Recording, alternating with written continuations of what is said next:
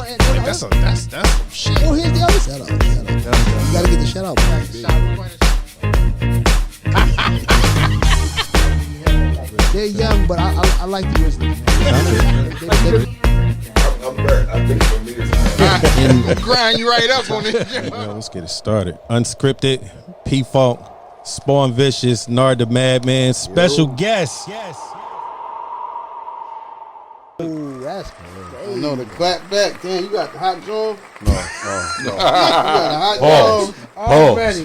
Not on Damn, duty. What the fuck going Oh, on? that's never been like that. It's sizzling, slow down, okay. slow down. This the way this is Slow down, starting yeah, off these is bitches just up here coming, geez. typing on the bottom, talking about, wait a minute, what about, nope. I'm just saying. No. Talking about Yo, are we ready? Look, we doing live. all the talking. The claps happen. We live. We Oh, hot. we live. It's Unscripted, P-Funk, Spawn Vicious, Yeah. Nard, You're Keys, Yeah. and our special guest for the day. Yeah. Cosmic Strictly Skills Cat. Oh, shout out my man Larry Ted in the building. Larry Ted in the building. Hold up, man. I ain't get to him yet. Okay, man. my bad. Hold up. My fault. I'm sorry. I didn't mean to overstep my boundaries. Finish That's doing what you all doing. like- Because, I mean, I was getting to everything. all right, my bad. Okay. y'all Mr. Shout. You might shout his 13 baby moms. Like, what's Slow going down, on? slow down. No, it's only Yeah. 12. It's only 12. Only Slow 12, down. all right, Don't okay. give me the 13th one. No. You missing the one that, Yeah. you seen at the Poppy store? You ain't claiming that? No. Big Funk Vicious boy I had. So listen, at one time I can say that, but at one time I'm gonna change man. I'm gonna change. You see man. how, I told you y'all, see I'ma how change relaxed man. I got to put. I'm resting my hands. I feel sorry. Go ahead. Look again. Look. I want to make sure I shout out everybody here again. Shout out Larry Tan in the building. yeah. Shout out. What's going on, guys? How you doing? I'm good. Yeah. I'm here. I'm sitting in for y'all. Y'all. Yeah, I y'all my appreciate that. folks. Yeah, I appreciate that, man. We made a Big lot of Funk, don't concessions. be nervous. I see you sweating at the top. That's It's because no- it's hot here.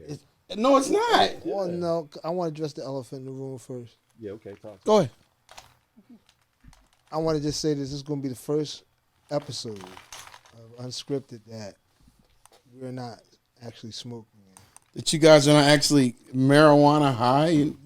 No, I'm high. I'm not. I'm saying. No. I'm hot. I'm always high. I'm most high. high. But, Rap okay. pussy right This now. episode, I just won't be enhancing my high while Because some people feel as though they can't sit through Shout a out. conversation and feel like they can't. Really? Yeah, I'm just, it's some people. Some people. Yeah. Oh, okay. Now, I mean, prior to you coming here, everybody else was cool with it, but Okay. even people who didn't smoke. Yeah. Oh, okay. So this is a very, very special episode Oh, okay. So you So, guys are. you know, for a bunch of reasons. guys though. are gonna be Let me not very say that for a functional. bunch of reasons. Let me not put a down on that. but I will tell you this though, because and I tell Kev this all the time, because I hang out with Kev a lot. We talk a lot. That's Big Brother. Yeah, it's my guy, man. Yeah, we homies. Yeah, we do, man. But Kev, he's a difficult person with like perfectly said, right? I love him. Look, I'm gonna tell you how difficult. Oh, this is right? going to be great. This is gonna be great, right? So, How am I so difficult? let's Very say, easy. look. Kev is easy all the way around. For all y'all don't think he's not, he is. Guy's funny, easy, cool motherfucker, right? Cool. Until he decides he wants to do something. Like, let's say if you're at his house, because first of all, again, I call his house the no fun zone, right? No fun. My house is called the no. What are you, a kid or something? Like, Fucking you want to come over and see swings and shit? Listen. It's no fun. It's no fucking fun. Bouncies and all that. Listen, You're a it's grown no- ass man. Like, what are we talking about? It's no fun. Like, we had no fun over there. This ain't the fun zone, nigga. You're a grown ass man. Listen, you come can't to the house, fucking- sit down and watch fucking TV or whatever. Like, So it's about no fun. Like, what the fuck? first thing I say, Kev, right? This is like one of the first times I get invited over to a fight party. He has a fight party at his house, right? So we're over there, and he says, "Yo, folk, come through." Your I lady won, by come the through. way. I dictated that fight and I won, but go ahead. We're gonna talk about boxing. We'll Yeah, get well, to that's boxing. all We'll about get to boxing. boxing. Yeah, We'll that's get to next, boxing. that's So next. anyway, Yeah, right? like, I won that. So I get over there. So the first thing he says is, "Yeah, folks. So got the food catered." So I was like, "Yeah, this is gonna be nice, right?" So I said, "Yo," I said, "Yo, who coming over?" So he tells me everybody's coming over. I said, "Yo, Gil coming over?" He says, "Nah, Gil don't come over no more, right?" So I said, "Why Gil don't come over?" Right? he hits me with some old, Gil make too much money now. Yeah, blah, blah, blah, I'm blah. not. Right, so I said, yeah. So I My said, zip yeah. code different. I said, yeah. I said, oh yeah, all right. So I called Gil, right? I'm in the checks, by the way. I called Gil, right? I said, yo, Gil, man, we just talking about some other shit. I said, yo, Gil, quick question, man. Why you don't come over to Kev House for fights? He said, it's fucking no fun over there. And they don't want us to smoke over there. Katie, listen, Kev don't want you to smoke on the ride over to his house. Not just like before you get to his house. The ride over, like, I don't want it in your clothes. I don't want nothing like that. Like, it's no fun. You sensitive like that, man? Like, Yo! I'm just saying, when you come in my. Well, first of all, I don't get invited to the fight parties, but that's No, listen. Whoa. But You too busy being behind the boards. I mean, you ain't got time. I wasn't. No, I remember. Hold up. I remember I used to have fight parties at the studio, and I would invite everybody. I never got an invite for that, so we even. Yeah. Yeah, we even now. That's what I'm saying. I was just about to say. I feel like we're even. retribution or some kind of payback. I don't know about payback. But- I'm just saying. But all that being said, you that sensitive about like? It's just I like my house to smell a certain way. Yeah, I mean, Like if you come in my house, I got the candles, I got the air sprayers. I do that. I just like a certain smell in my house. I get it. Like I'm one of the people that you if the only way you'll know I'm sick, meaning that like I'm having a health issue, Right. something's wrong. If you came to my house is dirty or if it stink. Okay. I'm very. I just like a house to look, smell a certain way as I am. But no, here's the other thing he said. What he said was what Pete ultimately said was that you can't even like go outside and burn and then come. I'm gonna tell y'all another funny one. I'm really right? grinding me up. So listen. I'm gonna tell y'all another funny one, right? So Go ahead. Another fight party come out, right? So this time, Kev decides he wants to do it big, right? So he invites us out, right? And it's cool. It's not a real big ride back and forth, right? So Kev says, just in case you don't feel like, going back, you're more than welcome to stay, right? So I said, all right, Kev, you sure, Kev? Kev says, yeah, it's cool, man. I said, now, Kev, listen, I'm not going to lie. If I stay, I'm going to have to smoke.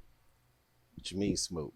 Like, I can't sit here for fucking 24 hours and not smoke. Like, I got to at least go out. Don't you know this nigga told me, he said, hold on. Got back on the phone. Yeah, so listen, man, I made you a reservation over at the Marriott. What? Oh, shit. Listen, Doug, made you a reservation over there.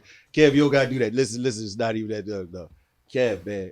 So you telling me I can't smoke outside there? So again, man, made you a reservation over there, man. It's a nice one. That's over there. amazing. Yeah. Hold up. First of all, Yeah. that's a really nice shit. Listen. He went so far to get you a room. Oh no! It's not dope. It's not But considerate. I mean, that two was things could be true at the same time. Now, listen, it was considerate, but that man said before you go out, I said, Kev, listen, this is what I'll do. I'll go outside, get in my car, smoke. Right? I even go as far as bring an extra sweatshirt, so then this way I won't come in. He said, hold on for a minute. I was on there for like I don't even think it was like 5 minutes. Came right back. Yeah, so I made this reservation for you, man. You're good. Don't worry about it. You're good. That was it. But this ain't about grinding me up. I'm just saying, man. No. Y'all grinding me up. But I love my guy, man. But I still took care of you. Yo, but no. because- Look, and he did, because the next day, right, he laid it all out. There was breakfast at his house, because I was welcome to come right back in. It was breakfast, it was brunch, it was a bunch of shit to go on. But the part that he really made sure was, oh yeah, nigga, you just not gonna smoke in my house. Like, you will not bring that in Oh my my house. God. I'm coming to a fight party and I don't have to smoke. I'm cool. You Yeah, don't have to come give on me a through, room. man. I wanna, No, but besides that, oh yeah, it's an amazing time. It's an amazing fucking time. Yeah, And but you my just guy- said it's no fun. You don't like it. It's a no fun zone. Because of the weed. Because I can't have fun. Because that's what the problem is. Because I'm gonna tell you too, Sport. I'm gonna tell you, you got to be with this guy when it comes to fights. I know. Listen, Because I'm gonna tell you. So if y'all don't know, right? If y'all don't know, this guy right here is an avid boxing fan. I want to say connoisseur. I want to say connoisseur. He works. I've seen him in the gym. He understands boxing definitely. Besides that, like so like it there's makes people sense. that know boxing, but then there's people that you can kind of talk boxing to, and this is one of the guys I feel like you can really sit down and give you an honest opinion. All right, Thank you. He do. I give you your flowers. Well, for let's segue into some boxing shit because I really want to know what you think about this Haney, goddamn Garcia shit. Who do I think is going to take it? Well, just in general. I mean, who you think going to take it? Have you seen watch any of his press conference? Yeah, I've been watching. It's getting nasty. That's what I'm saying. It's just weird. Getting nasty, getting personal, but at the same time, I do feel like they're doing those antics to sell the fight. That's all it is. Part of that, you know what I'm saying, is in there. I mean, it's a little personal. I mean, it's way personal now. Putting girls up and wives up and drugs and 666 all right, and all that. So Crazy. besides all that, right? Fight wise, right? Mm-hmm. Ryan Garcia, Devin Haney, before I ask you, because I feel like I kind of know who you're going to pick in the fight. What do you think about the fight first? No, you know what? Me personally, this is a personal. Yeah. I feel like this is a bad fight for Ryan. Mm-hmm. Let me tell you why it's a bad fight for Ryan. All right, okay. Ryan loses the fight. He's always going to be the tune-up king.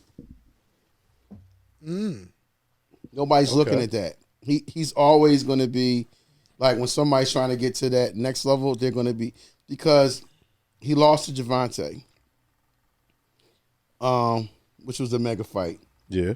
You lose to him. Like who else? You know what I'm saying? Who's next? So at this point, you're just a gatekeeper. Right, you're a gatekeeper. And I just feel like that's a bad for me. I'm not the fight doctor. Yeah. But I'm just giving you my personal. I just feel like that makes a lot of sense. Another thing is, I think Haney growing into 135. I think he's growing into that weight class, and I think he's gonna be all right. You feel like it's going the distance? It's gonna go the distance, and I feel like Haney's gonna outbox the shit out of Ryan Garcia. Yeah, it's gonna frustrate the shit. He's gonna outbox the shit. That's all he's gonna do. This fight reminds me of Hagler and Sugar Ray. We talked about that. That's what it reminds me of. We talked about the similarities of Hagler and Sugar Ray. Yeah, because Hagler, not to cut you off, Hagler, and the funny thing about that fight is, because I watched that in real time when it really happened, Hagler actually thought he won that fight. And I remember that fight. Yeah, he did not. Like, you did not. You did not win that fight. You did not. You got touched too much. Yes. And he felt like he won it. Yeah, he felt like it, but my thing of it is, you got these guys like a Sugar Ray that's going to give you a boxing clinic. Your man, Haney, falls under that umbrella. He's going to outbox him. Okay. He's not now. Everybody says, "Well, Ryan Garcia, he's fast and he hits hard." He does. He is very fast. But his boxing ability is not on the same level as Devin Haney. It is not. That's true. Now, but we could agree to say that he's selling the fight. Who? Yeah, absolutely. Oh no, Ryan Garcia is selling the fight. He's selling the fight. First of all, he's De La Hoya. He's Golden Boy. First of all, let's keep it real. And this not being racist is just a true statement. Ryan Garcia puts all the asses in the seat. Pause. That's it. Yeah. Them Latinos, man, they put the asses in the seat. Yeah. Mm-hmm. Absolutely. No, but that we don't. But here you go. I'm just telling you. But you know what's crazy? Boxing is that one place that you can really talk. People actually talk race in boxing, and they talk about from fight styles to all that shit. You know what I'm saying? People know that fucking the Latins, they put the motherfuckers in the seats and shit when it come to boxing. They put them in the chair. They fill the arenas. But you're right though. If he fuck around and lose this one, he's now a gatekeeper for everybody who wants to fight him and shit. You know and I'm glad you acknowledge that because I've been telling people, I'm like, yo, this is a bad fight for him. Yeah. So it's bad for him. So let's flip this coin. Let's just say if Haney loses this fight, where does that put Haney? That's weird. It doesn't put him in a bad place. It does not. It depends on how he loses the fight. True. It So depends let's on how you say lose the fight. so I'll give you two scenarios. So let's just say it goes the distance. First scenario is he goes the distance. Then The only way that happens is he outboxes fucking Devin Haney, and then you end up having to give fucking what's your name, Ryan Garcia, a lot of credit for being able to outbox the dude who we didn't think he could outbox and shit. You know what I'm saying? That's what happens there and shit. Let's say if Haney makes a mistake, gets caught by the right shot from Ryan Garcia, Okay, and what? knocks him out. Then the story is Haney kind of slides into some kind of he falls into what's his Teofimo Lopez lost the fight and shit. Then he came back. He falls into that kind of category where he needs to redeem himself some kind of way. So he's going to have to fight a name to kind of keep his shit together. But he'll always have a reputation of having a weak chin. No, I think Haney, and this I don't want nobody to think that. Excuse me. I don't want nobody to think that because I'm a fan of both fighters. Yeah, absolutely. This is like just them both. this is just No, analysis. just- We just But analyze some the people fight. are. If I make a certain say, you're being no, I'm not being racist. I'm just being honest. I think that let's say if Haney was to lose, it all depends how he lose. It all depends how both of them lose, but especially how if Haney loses. If Haney gets knocked out like sleep. I don't think he's gonna. I can't imagine it. I don't think it's gonna be trash because people are gonna say, "Well, we expected that." Okay. I don't think he. I think if he loses, he's not going to be in the same position as Ryan Garcia. I just put it that way. He can bounce back from it. Yeah, he can bounce back from that.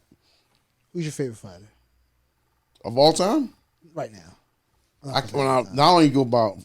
Well, I mean, I know divisions. But I can't you know how they do the virtual ultimate, the pound for all pound. time type for me. shit? No, I ain't going to. My favorite fighter all time is Mike Tyson. There's not even. That's not up for debate. That's not. We're not even going to talk. That's because you. That's not for debate, That's because you seen him. You lived through all his fights. dude. No, I'm asking. Like He's my point is it's the same thing as if somebody says LeBron is the all-time greatest, and then somebody says Michael. I mean, that's my opinion. I'm just saying. that's all. Some people may say Ali is. Yeah, Some that's people may what say- That's what I'm saying. I'm asking. Kev has a certain amount of generation. Yeah, that's just me. That's what I said. Not up for debate. I'm not going to debate with you. Okay. I'm like, well, that's your opinion. That's my opinion. I just feel like Mike Tyson is the best fighter ever. What separates him from What separates him? Do you have to? We want to go watch some tapes. Iron Mike. I mean, You want to watch? You know, the one thing about Mike Tyson, especially in his peak, Mike Tyson,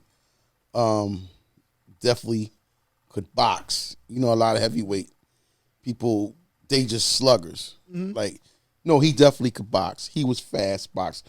Excellent footwork. had to have extra footwork. Excellent combinations. Excellent head movement. Like, I could keep going. No, In his prime, dude, you couldn't get a better fighter than him. You just couldn't. I agree. I just think the lifestyle, you know what I mean, the girls and the dope fucked them up. I ask you, who's your favorite middleweight fighter? Yeah, who's your middleweight? Yeah, that gets a little trickier there. I don't even want to. You know what? I'm curious. Yeah, your all time favorite. Give me 5. Give me your 5. I give you 3. I give you Hagler. I give you Sugar Ray. And I like Hitman. Who you got? This is middleweight. Middleweight.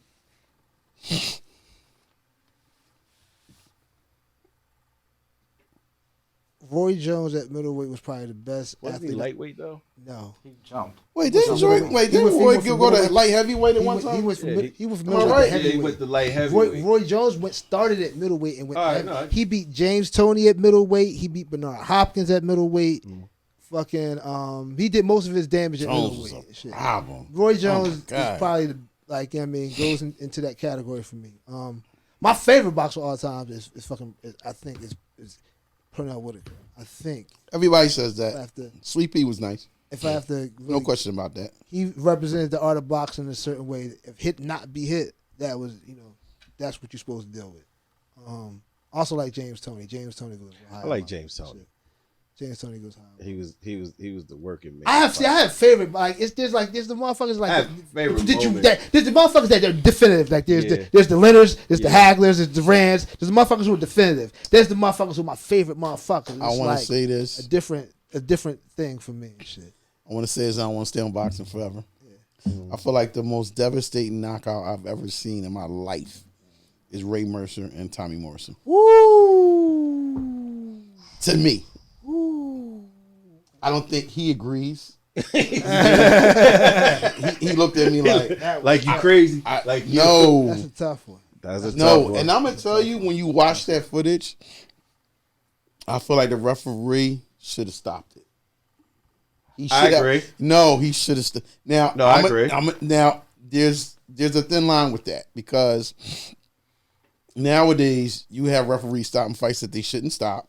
It's a different day and age. Yeah. Right, but I think now it's about you got to let things go without a reasonable doubt when that person should lose, and that was one of those situations. One of those moments where he was like, "Yo, Mercer was vicious. I want to make sure that Mercer was vicious. I don't want to step in there." Yo, Vicious. did you see that? I remember the fight. No, listen, man. Ray Mercer was taunting too, like, "Yo, this ain't Rocky. This he just kept taunting. He punished that bull. He punished him that bull. bad, Oh man. bad." All right, I'm done with that. But go ahead. All right, hold on. You want? Can we talk some DJ history here? Is that cool? Yeah. All right. I appreciate that because I'm about to get into my time machine with this guy over here, man. So I want serious.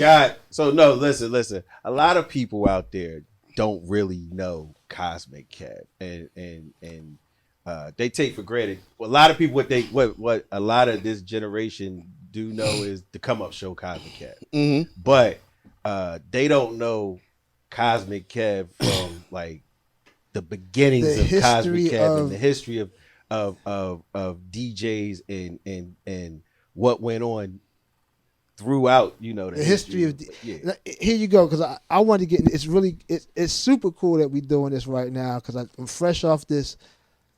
I was in LA and we were at the Grammys, and shout out Victor Duplay, aka Master Vic. Shout out Master Button, Vic. You know what I'm saying? Master aka Vic. Master Vic. Exactly. This is why That's we what I had. know him as. This is what we had. know him Mama as. Carly Vic, Mama Carly Vic. Master Vic. Master Listen, listen. So there's a conversation before he had Jeff Spin out there. He had a conversation. It was him and Jeff having a conversation before the joint and shit.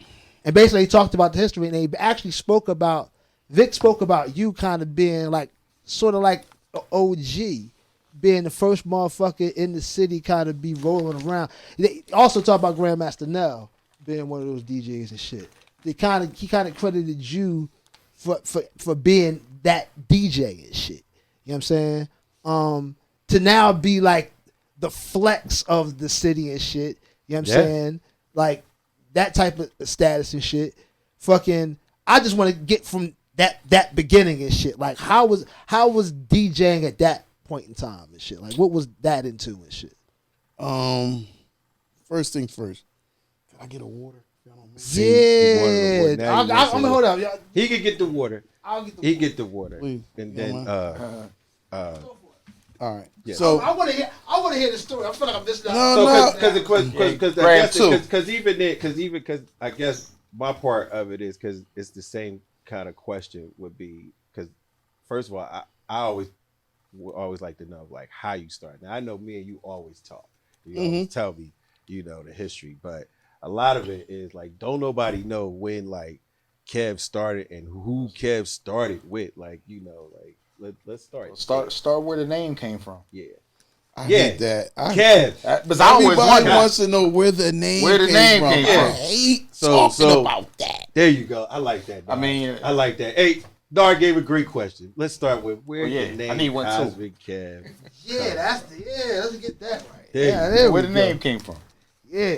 Do I really gotta answer that? Yeah, you do. Yeah, that is. This is what you said. This first thing you said when you walked in. Yo, you can ask me whatever you want. You go ahead. I ain't got nothing to hide. All right. That's it. So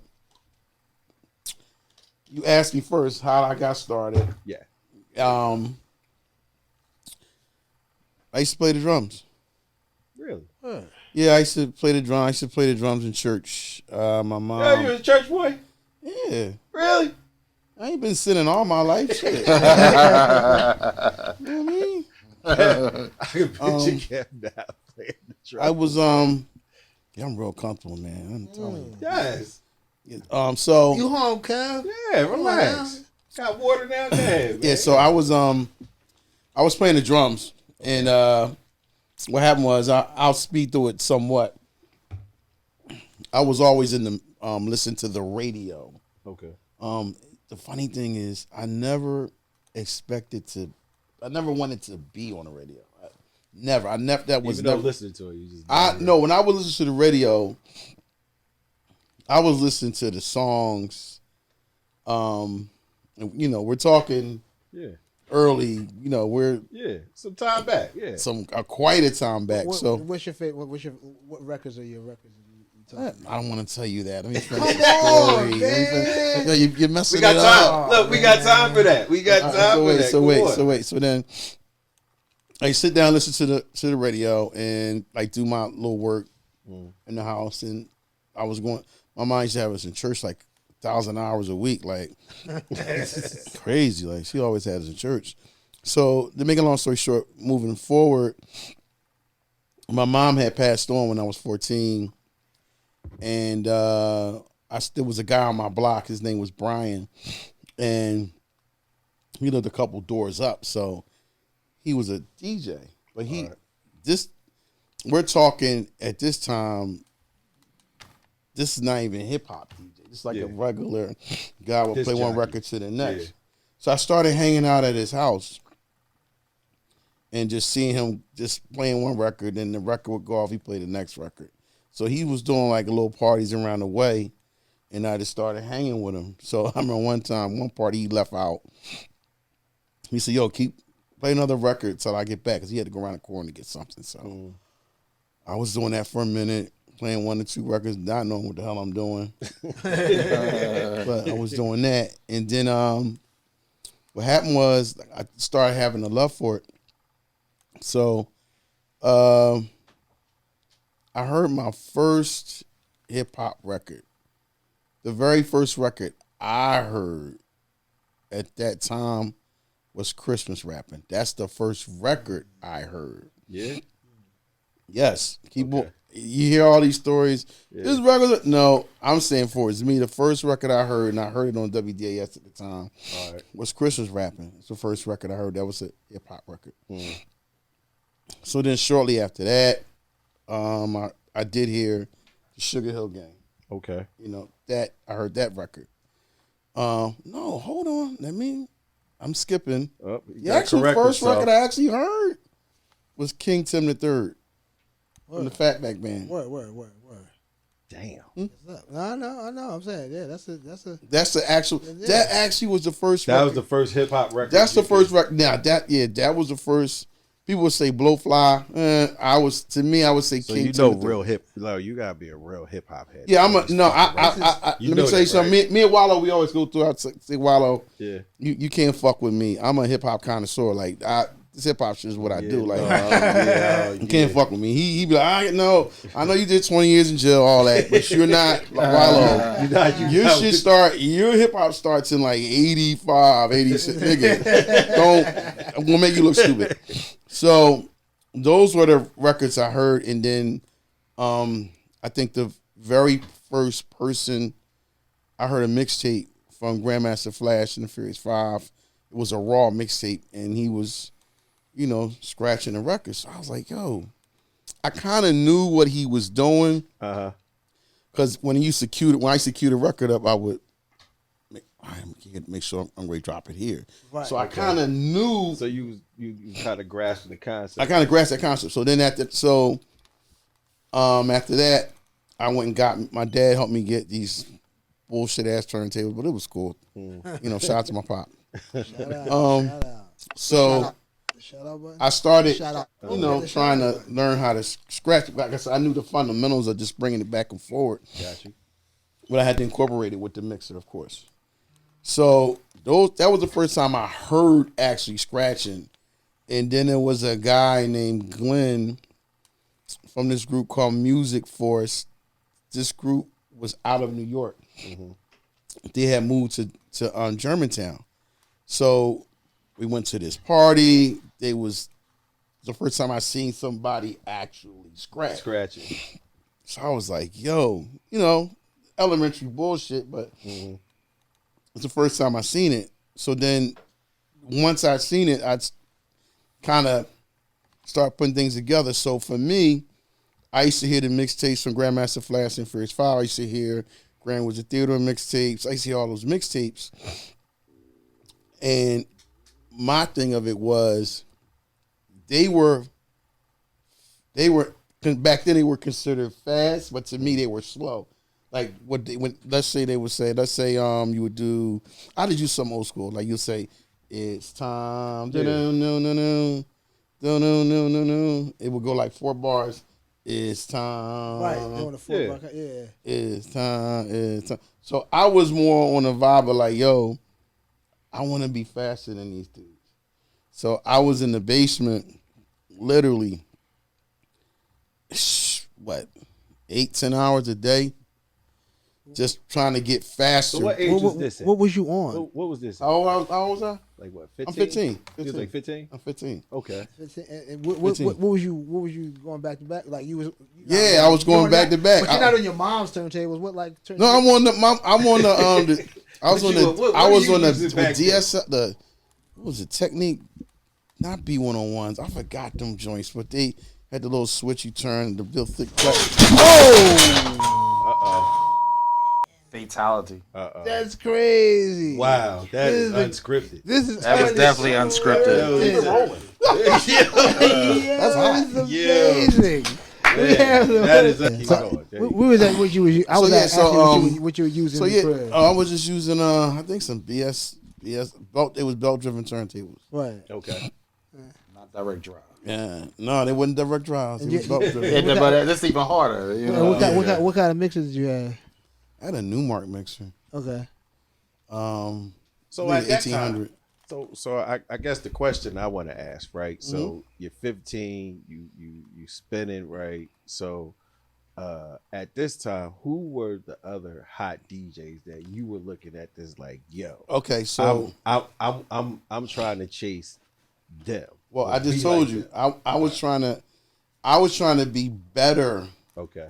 Than what I heard. Okay. Meaning, I only heard New York DJs at that time, right? At first.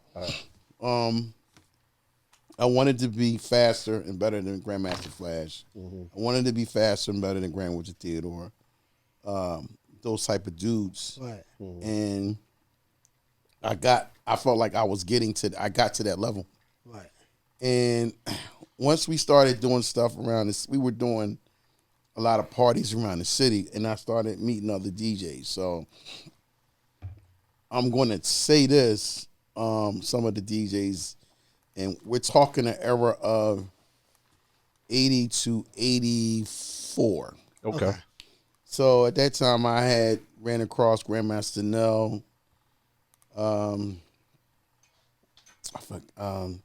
This guy named Tizer from Sex Machine. Dr. Rhythm from Force 5. I'm just trying to think of names. It's so long ago. Shout out. I mean, I'm saying I'm gonna be honest with you. Primarily at that time, we have a shout out button. I just want to go. We got a shout out. There's a shout out button there. That's why we keep saying that. He just hears it, but it'll be on the recording. Okay, cool. So he said, "Cool, yeah, got it." I got you. So, but at that time, one of the premier DJs at that time, I would say, was me and Nell, Grandmaster Nell. Okay. Our styles were totally different. He was definitely shout out to Nell. He's still around. Shout out. That's a shout out. He was a drop needle king, and he was very rhythmatic on when he was scratching. Right. And he had the whole South Philly behind him. Like he had the whole South Philly behind him. But it was like, he was one of the guys that was really, really putting in the work, and people were really. And there's other DJs. I'm just Please, man, don't charge it to the head. No. Because I know how people. I forget something. Oh, okay, no, it's not. Yeah, I'm like, just yo, saying, Kev, you forgot about I'm me, just saying, man. like, you Nah, know, we ain't on that. like this is before a lot of people that people know about. Yeah. Yeah. So at this time, shout out to the Black Knights of Funk.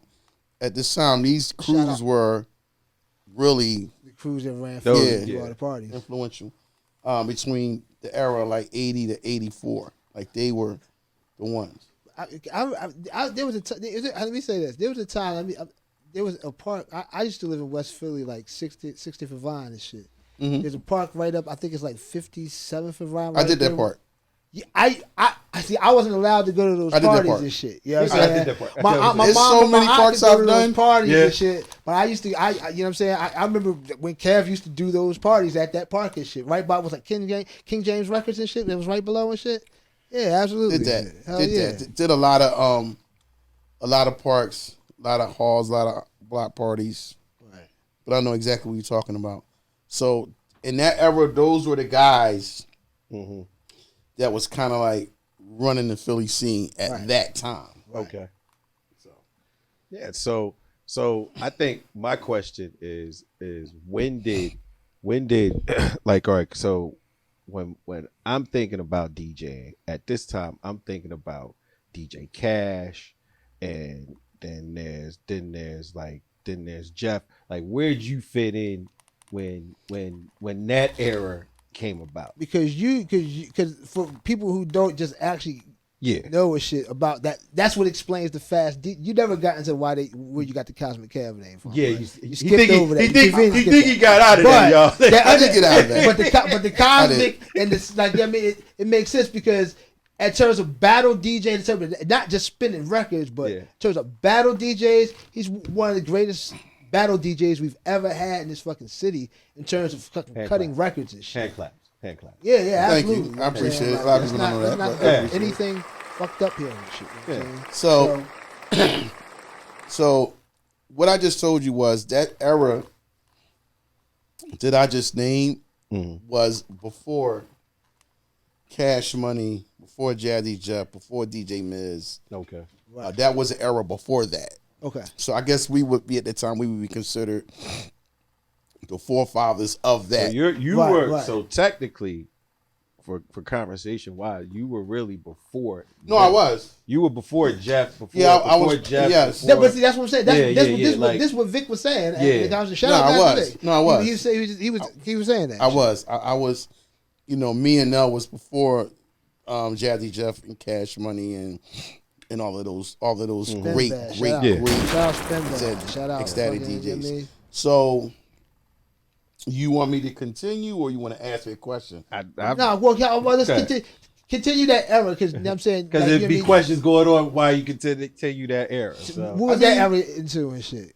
You said what? What was that area DJ? Because that's where all the fucking really popular, like that era was where all the popular our underground tapes came from those high school parties. That fucking that's the other thing they got into talking about, like, you know, like the Central High mixtapes and goddamn like Win Ballroom mixtapes and 52nd and Gerard mix, like all those mixtapes circulated the streets just like the ones in New York circulated down to us. We had our own shit down here, and that led to a legacy of great DJs like yourself, Jeff, Cash Money, Miz. They all, you know what I'm saying? Like, it was all that type of shit. Motherfuckers ruled the DJ world for one period of time and shit. So I gotta say this. Philadelphia was at that time. Now I can't say now because people always say, "Man, Philly got the best DJ." Not now. He said not. No. Like, a lot of people be like, because I'm not. Yeah. I'm being realistic. Yeah. We don't have the best DJs now. We used to. Oh, man. I'm talking on a skill level. Yeah. You talking about just cutting beats.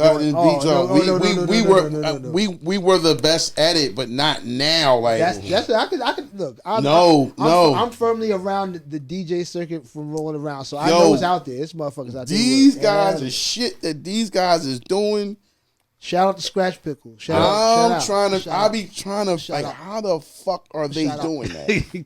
But I think it's a different era now. Like, No, you it's know what I mean? evolved. Yeah, It's evolved. called. It's just like anything else. It's like, okay, you know. Do you respect the modern day DJ now? Huh? Do you respect them? Yeah, I respect them.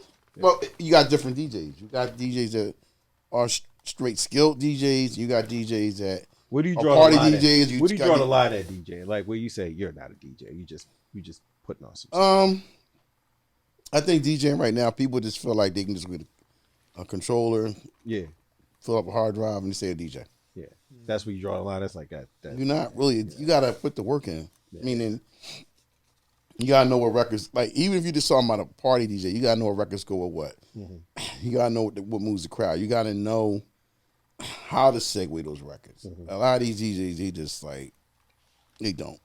So I want to go back.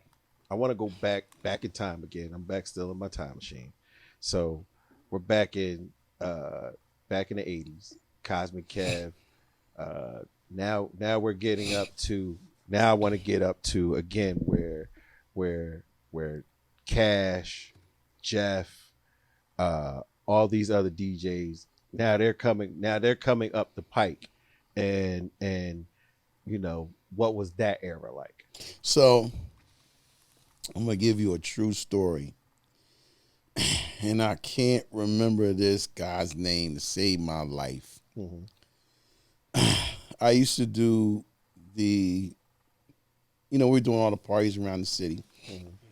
So I used to do the 52nd and Chestnut Walk, doing parties there. So it was this guy. He was part of this crew called the Network Crew. Okay. So I seen on the flyer, Jazzy Jeff and the Network Crew. Okay.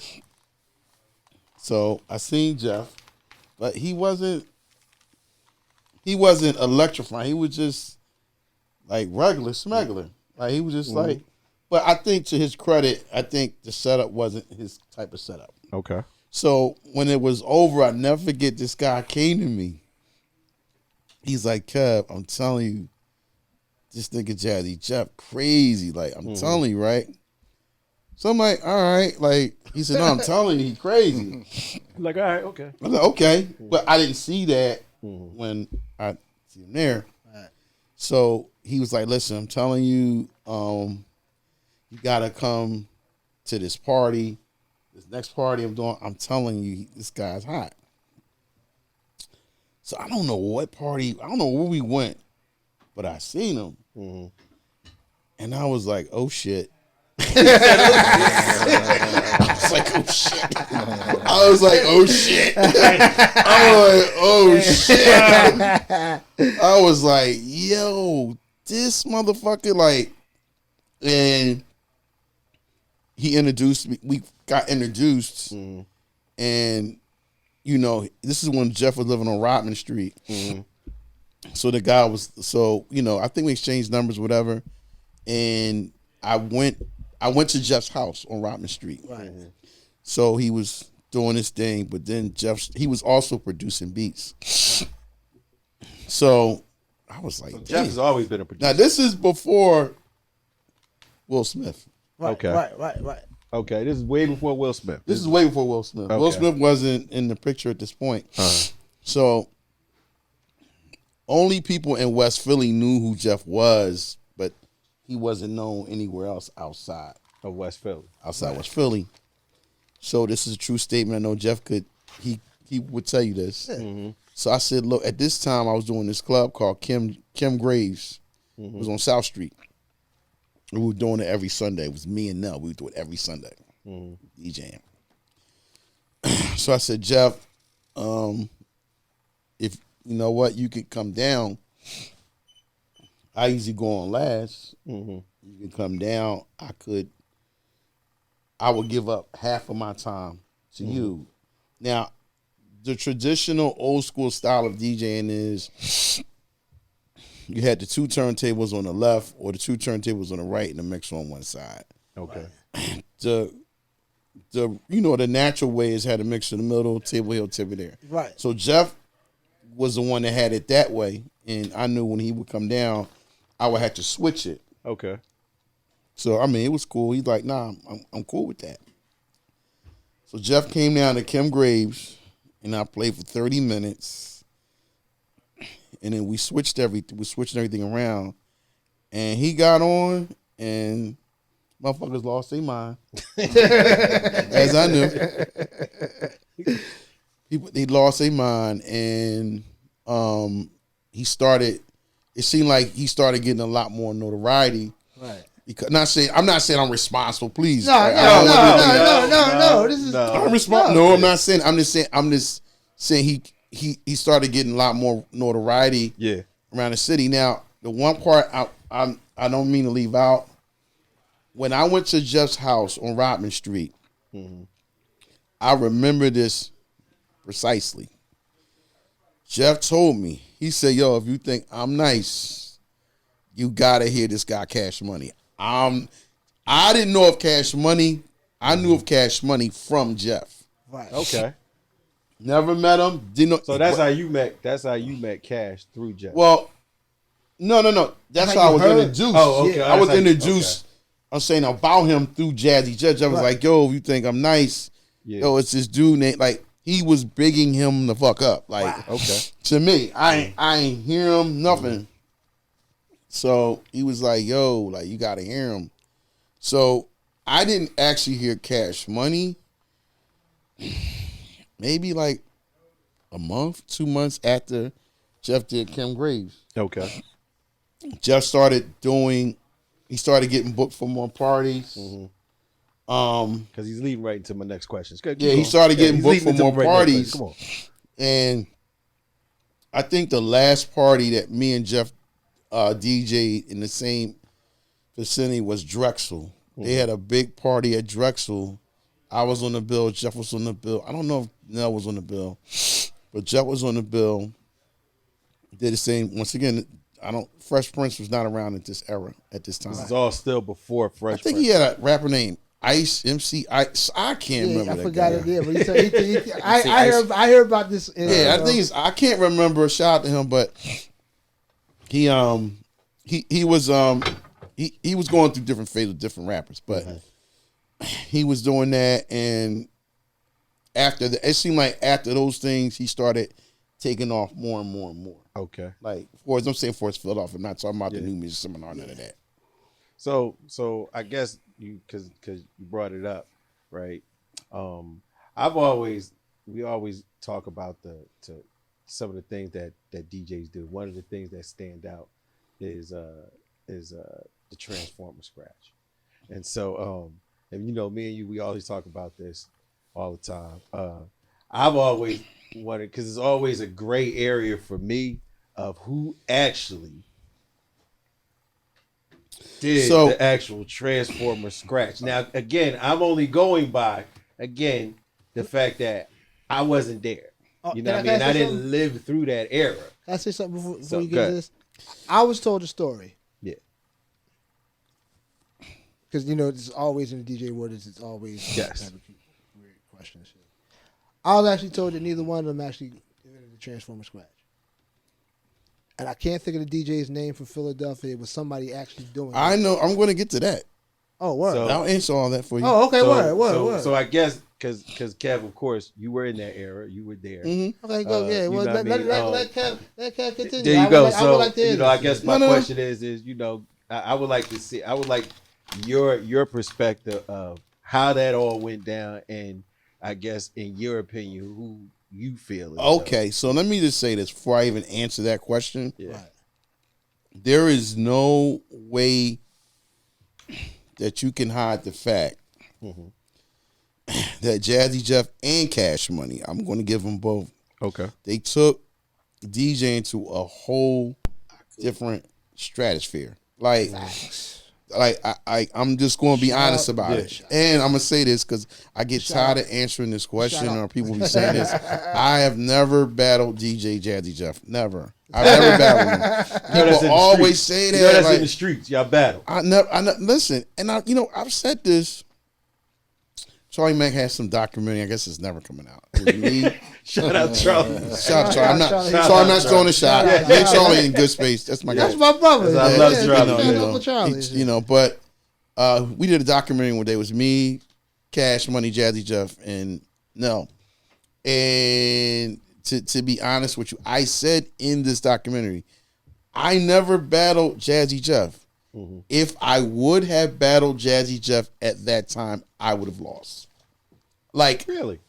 no, I would have lost because That's honest for you to say. Cause I'm keeping it the fuck real. Like, the problem with people is like people don't want to admit something.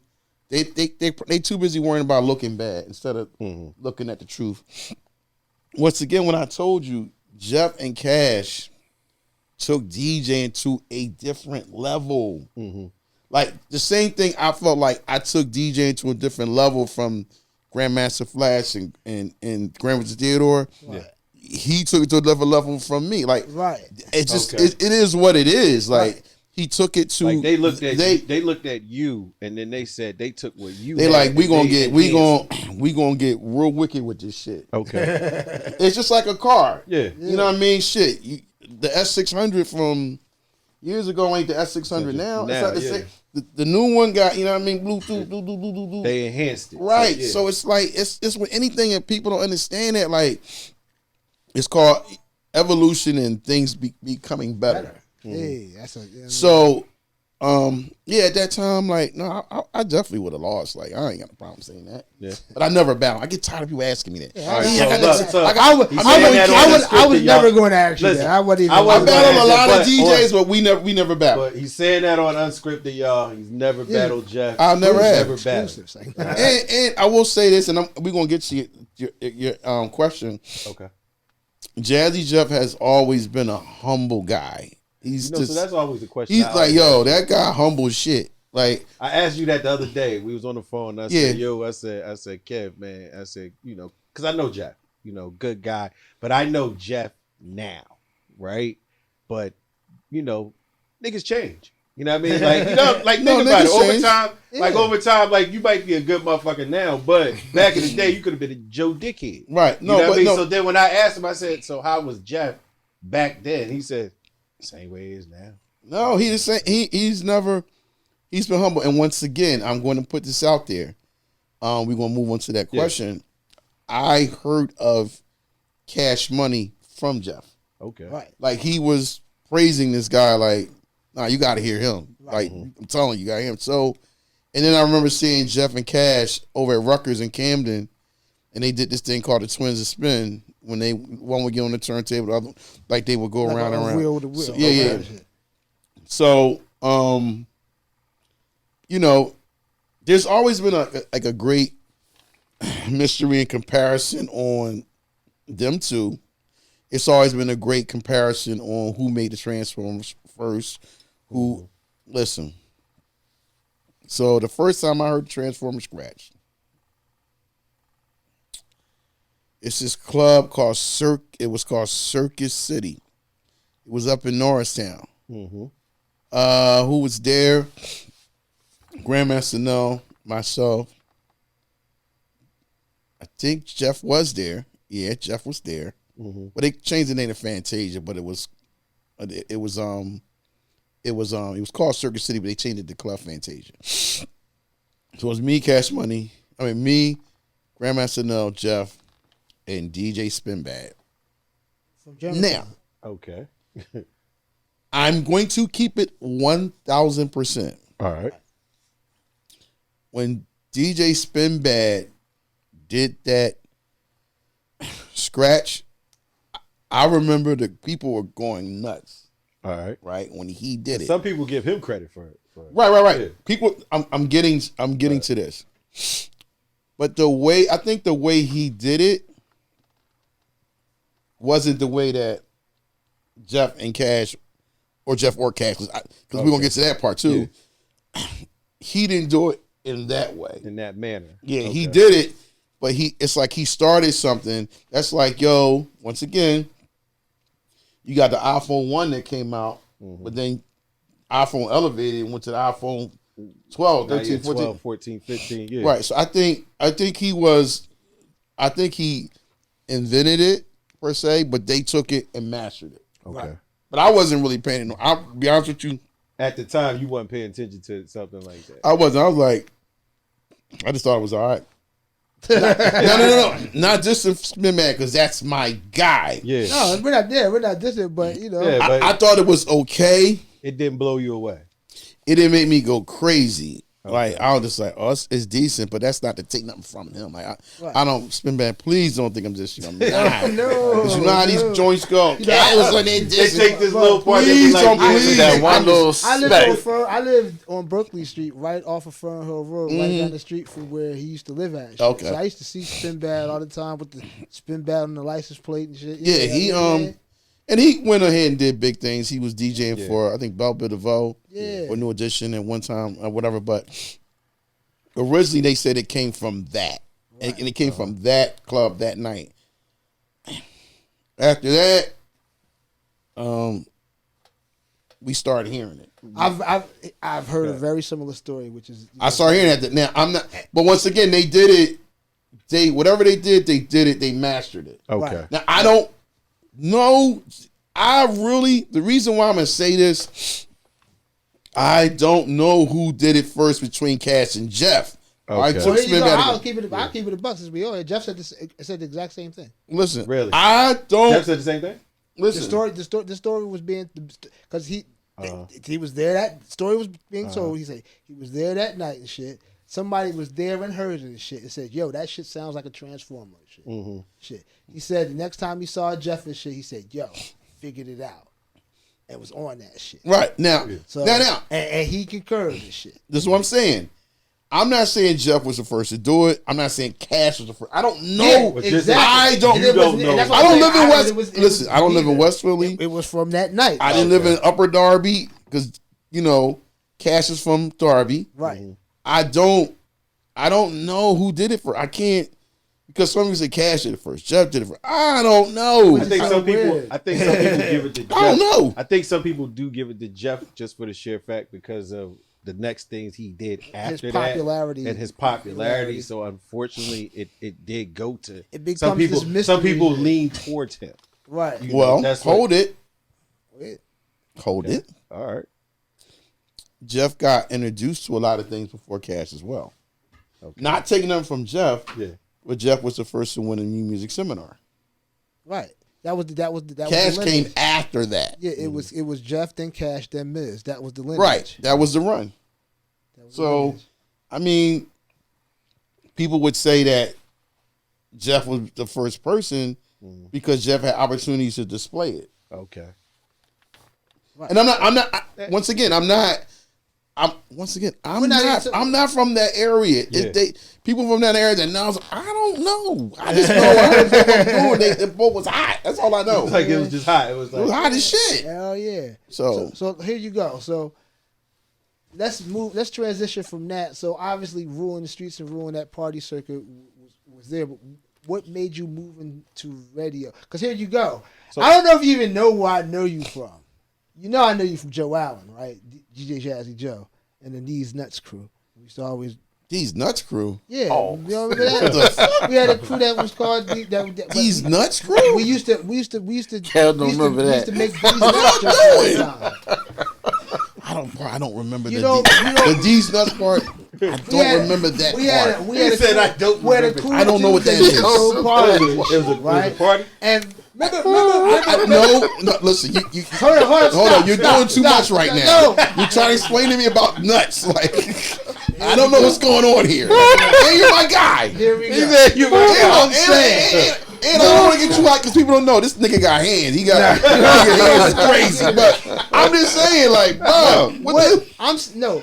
Remember on the fucking Chronic record, the These Nuts jokes and shit? No, I know what you're getting at, but I didn't know. So our But crew y'all used to named yourself always- after that? We used to throw parties and we used to always do those jokes and shit. These But nuts. shout out my man. Want some Snoop Jackson. shit? Yeah, exactly. Oh, that would give you the clearance. Yeah. Anyway, I'm fucking with you, man. shout out my man Joe Allen and shit. So but go DJ ahead. Jazzy Joe and shit. You know what I'm saying? At this What up, point in Joe? time- That's my guy. Go ahead. Exactly and shit. Fucking. So I used to fucking move records and fucking do. I used to move speakers for fucking Astro Funk and shit. Fucking Clinton, those dudes and shit. So that's how I You was remember. around for that. Yeah, absolutely. You know, Clint got his name from.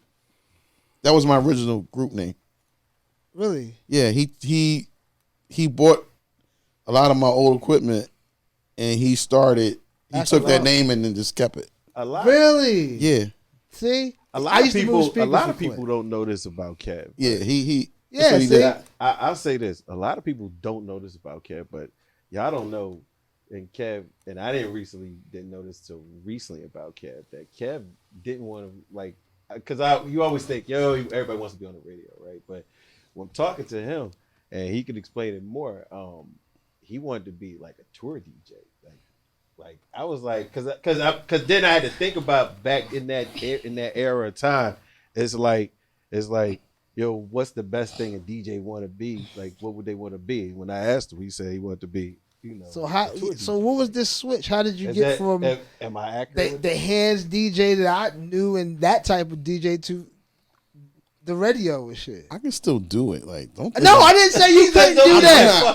I'm not none of these No. new niggas. I ain't doing the triple flare and I ain't doing all that. I mean, I got the first count flare. I can't do it. But this is what I will say, right? So, and I'm gonna keep it real with y'all. Yeah. So, the Jazzy Jeff Cash Money era, it's kind of like out with the old and in with the new. Mm-hmm. So you got to think at that time, Jeff was doing so many parties, Cash was doing so many parties. Not saying to get no parties, but I started doing other parties, other places. So I started doing a lot of parties in Jersey, Okay. and places like that. But I was still doing parties in Philly. But you know, it's like a new car. Right. Yeah. New car come out, everybody want it. Right. Yeah. So I started doing that, and then in the course of all of that going on, I had this chick I was messing with, and my dad. This is a funny thing.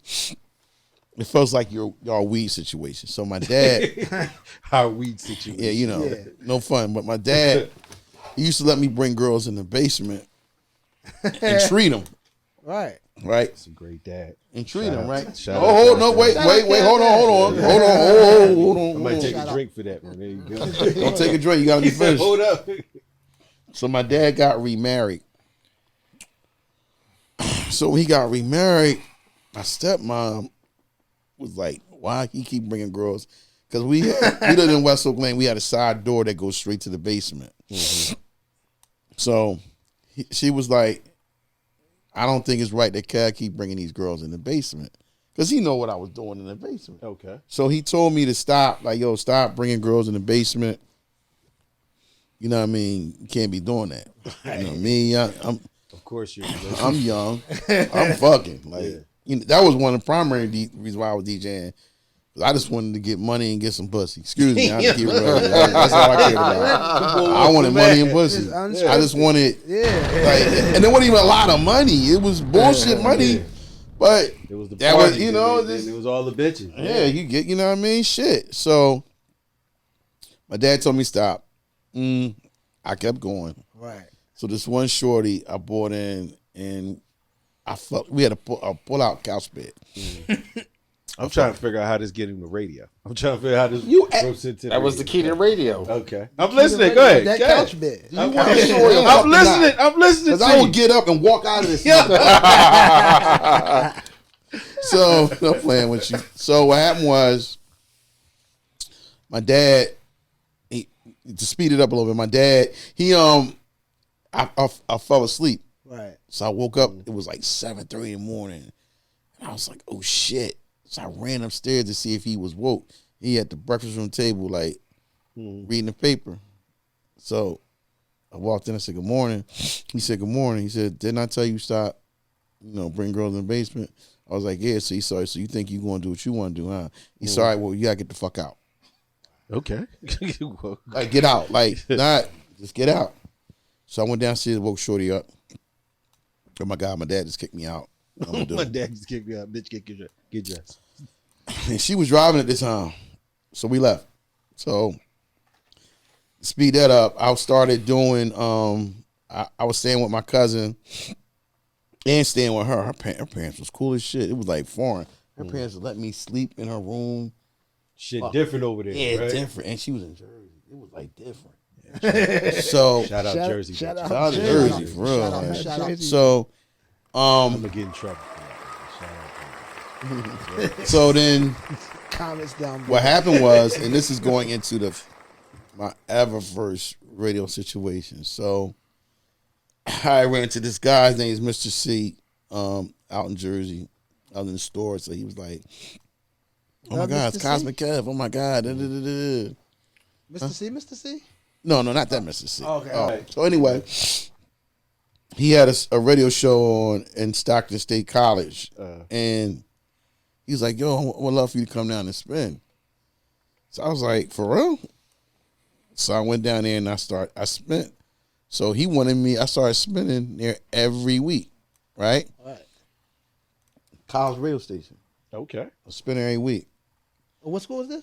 Stockton State. It's Okay. it's like in Mays Land and like right outside Lang. Oh, this is the college job. Yeah, exactly. This is gonna lead to another. Question. this is- All right. So this then, is- so then, right after that, I started going back and forth from Philadelphia to Jersey. Me and my dad got cool again. Right. Because then I had got a job. I was working. Like I had a real job. I was working for Western Crab Paper Group. I was a box machine operator. I used to run a machine that makes corrugated boxes. Kev, you had a real job? I had a lot of real jobs. That's why I keep telling niggas, like, all right. I worked there for like 9 years. For real? At the time. So I had my own apartment, had a car. You know, I was doing all right. But DJing was secondary. Okay. So I was doing the college radio shit, but I was working. Right. But I wasn't, it was just like, whatever. And did a few parties here and there. So then, to fast forward that, the college radio show was closing down. Like, once you get out of college, I wasn't going to college, but he was. So he was out. His time was, right. You know how that worked. Yeah. So his partner's name, Ahmed, that's my man. It's my financial advisor. Shout out Ahmed Khan. Shout out. He had told me back then, he had said, yo, this is in 89. He said, yo, you know what you need to do? He said, you need to come back to Philly. You need to go back to Philly and get on the radio. So I was like, they ain't gonna let me on no fucking radio. I didn't think they would. I mean, I didn't, which I didn't think they would. And he was like, no, I'm telling you. But at the same time, my mind was on working. I wasn't even worrying about doing like a regular 9-to-5 job, paying my bills. No, I actually thought that was gonna be my life. Okay. I never thought I was gonna do what I'm doing now. So anyway, he kept telling me. So then I said, all right, whatever. So then I moved back I came back to Philly, and everything had changed. This is 89. Everything had changed. Like the whole scene. The scene, how people was doing shit, everything had changed. So what happened was, Crack out. Huh? Crack out 89. Everything had changed. So I was still DJing like little events and stuff like that. Nothing big, because I had to reinsert my name. Like I was away from the city for like 4 or 5 years. Okay. So I had to kind of reinsert my name. So then, and you know what? I'm gonna give you a treat. I kind of gave it to EA, shout to him, but I'm gonna kind of run a story. I'm gonna be real on this shit. So in 90, going into 91, I met DJ Rand. Shout out DJ Randy. Rand. I met. First of all, shout out DJ Red, because you even said DJ Red. Yeah, I know you probably surprised me saying that, but I'm gonna give y'all the realest motherfucking story ever. I'm gonna give y'all some shit. Okay. So wow. So what happened was, I met DJ Rand through my cousin Gary O. Right. So shout out Gary O. Shout out Gary. You know, I'm today years old out. that I realized that you and Gary O are fucking cousins. Yeah, we're real blood. I didn't even realize that, man. Somebody said, real blood cousins, not fake, not fake cousins. No, that's crazy. So I met him through him, and Rand was like, "Yo, you know what I mean? Like, dude, I used to listen to you coming up, dope, So I was hanging out with him, like just hanging out. So Rand had started.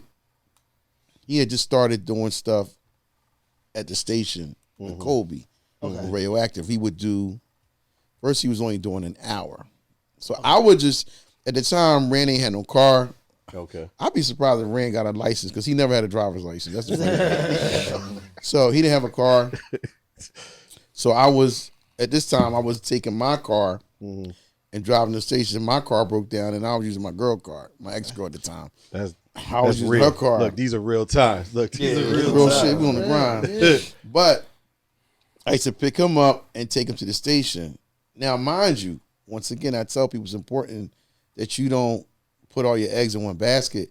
At this time, now I had got fired from my job in Jersey of 9 years. I came to Philly. I got a job at Flair's Bubblegum. I used to work third shift. So, yeah, I keep it. I was working there like bubblegum, baseball cards, shit all over me. So I used to, when I would get off, I would go home and go sleep, get up, do mixtapes, whatever. So then I was back to Rand. I used to take him to the station. So then what happened was I never told nobody who I was. I'm big on that. I never tell nobody, hey, do you know I'm Cosmic? I never do that shit. Like, I just think that's corny as fuck. Like, so anyway. To this day. Yeah, I don't do that. I just don't. So so Kobe's like, wait a minute. All this time you've been coming here, you never told me it was Cosmic Kev? I was like, nah, because I gave him a tape. I said, yo, I want to give you a tape. Like Rand said, give him a mixtape. See, man, give him a tape. Let him know, what you do. Right. So I gave him a tape. So he said, well, what's your name? I said, Cosmic Kev. So he was like, what? Well, you're the Cosmic Kev from... I'm like, yeah. Like, so he was like, oh, my God, I can't believe it. I used to listen to the tapes from Central and this and that. Like, he started going in all that shit. Okay, so. I mean, because you still have any of that shit? Huh? You still got any of those like tapes or anything? I got very few, man. You got Kev one, got 'em. but you got Kev one. I had a couple. He does. I had a couple, not many. We'll talk about that. Yeah, that's it. So then, all right. So then, what happened was after that, I was like, cool. Now at this time, I was doing mixtapes. Right. But the mixtapes I was doing, they was personal mixtapes. So for example, I would pull up to your house with a pad. All right, what songs you want on your tape? I remember DJs like you, man. You'd be like, what you want on your mixtape? Right. So I would write it down, whatever. I would go to your house. I was doing it, everything separate at that time. Wow. So at the same time, I was working at Flair's Bubblegum. But I was also still. Man, that's a hustling ass nigga over here, man. So thank you. Hustling ass nigga. So at the same time, I was shout out. I know these DJs wouldn't do that now, man. Go house to house, fucking fuck see no. what you want. These niggas lazy as shit. What y'all want? Text me your list. Yeah. So at this time, mind you, I'm still working at Flair's. I'm still doing the personalized mixtapes, but I'm still trying to, see if I could get in this shit. But I'm trying to get in so I can get a little spot. Just a little. I don't even want to. Because at this point, Rand was the Dundada at this point. Okay.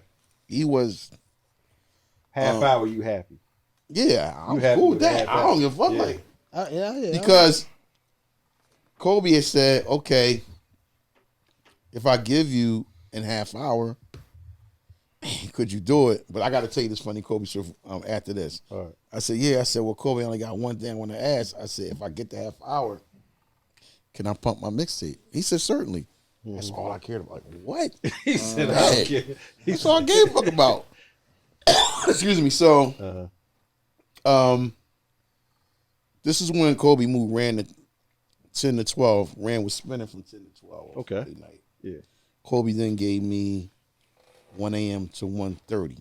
The mini mart shift. When they changing the coffee filters, you know what I mean? And you get the hours that don't nobody give a fuck about. right. But I mean, I didn't But care. you didn't care at that time, right? I just wanted to pump my fucking tape. You That's all I probably gave made a the fuck best of that slot, didn't you? Huh? You probably made the best of that slot. about. Didn't you? Yeah, shit. I ain't give a fuck. So at this point, and I will say this, Rand was the one that liaisoned me to Kobe because I was taking him up there.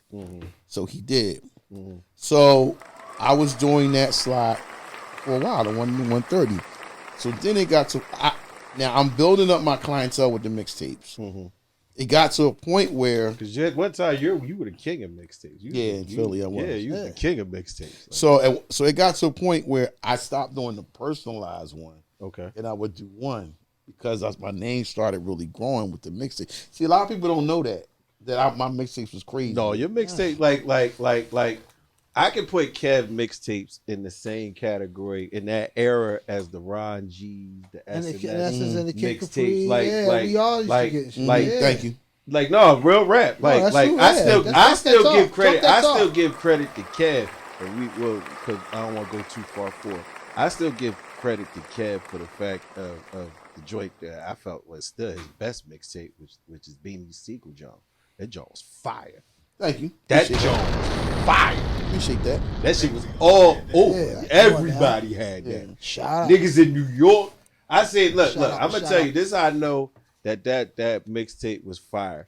I was on the road. I forget what group I was on the road with, and I'm in like Alabama, some backwards ass town, and that mixtape was down there, and that's how I was first introduced to Kev, because it's a Cosmic Kev. It was the Beanie Siegel, best of Beanie Siegel. That joint was fire. Thank you. I That appreciate that. joint was fire. Appreciate that. Yeah. So what happened was, I had got my mixtapes moving so much. I would do one mixtape, got the copy machine, start running off copies or whatever. Now mind, I'm still working at Flair's, so it got to a point. Matter of fact, this is before I got the copy machine. So they kept laying me off. Yeah. Shout out to my man. Shout out to my man Anthony Jackson. Hold on. First, Kev, let me ask you. Did Shout out. you had a copy machine tape jar Shout that out. had like the 16 jars in it? Well, no, I had the Which three. one you I had the had? three. Yeah, The the first three. one was 3. The first one was 3. Yeah, then I You was moved up. burning that joint all night long. What? I was fucking that Getting joint. hot. You was Stuff getting hot. stuck. He had to- Gotta reel it back. Yeah, Like yo, DJs don't but know this that. is this is actually before. This is actually before the machine. Oh, All right, this is before all that shit. oh, for real? So I was working at Flair's, third shift. I would get off. I would go home, go to sleep. I was working 11 to 7. I get up like 1 or 2. You know what I mean? Get myself together, and then I would go down the basement by like 4 or 5 and start working on tape. Okay. So, shout out to Anthony Jackson, man. That's my guy. So I remember meeting him, Shout out. and he used to work at Flair's, and we still tight to this day. So he was like, he said, "So what you do?" Once again, this is the funny shit. He said, "What you do outside of work here?" I said, "Double and dabbling. I like music." Oh, for real? He said, "So what are you doing?" I said, "Nah, I DJ a little bit." So he said, "What's your name?" So I was like, he said, "What you going?" I said, "Cosmic Kev." He was like, "Cosmic Kev? You ain't Cosmic Kev." He's like, "You ain't Cosmic Kev." So he's like, I said, "Well, why you say that? If you Cosmic Kev, why you work here?" I said, "I gotta pay bills on it." Like, he really. But the whole nostalgia, but the persona of you probably was, for him probably is like, you nigga getting money. What you doing? Right. He's like, "What you doing here?" And Cosmic Kev. because he's thinking that he's at this point, he's still young, but he's thinking of the stories he's heard when he was a kid. Yeah. So he's a grown ass man. He's like, "Why the fuck?" I mean, I gotta pay bills. So anyway, what happened was I had my tapes started really, really moving, moving. Were you surprised by that? Were you like, Nah. or did you was like, yo, I knew this? No, I kept at it. I just kept at it. So my mixtapes got to a point where when Flair's kept laying me off, my clientele built up so much that I knew I had enough money that I was gonna ride pay. out the layoff. No, I was going to not go back. Oh, I had enough okay. money to pay my rent, my car insurance, take care of my daughter at the time, and be all right. Okay. Yeah, because I built it up. Like, so I remember the last time they laid me off, I told my man, I said, "They laid me off again, I ain't coming back." They laid me off, right? Crazy stories, they laid me off, and then after they laid me off, 6 months after that, they shut down. They closed down for good. Damn. Yeah, it was. But back to the radio shit. So I'm doing my little half hour or whatever. I'm cool with that because I'm selling mixtape. And what happened was I'm going to say this. What destroyed DJ Ran Okay. was his ego.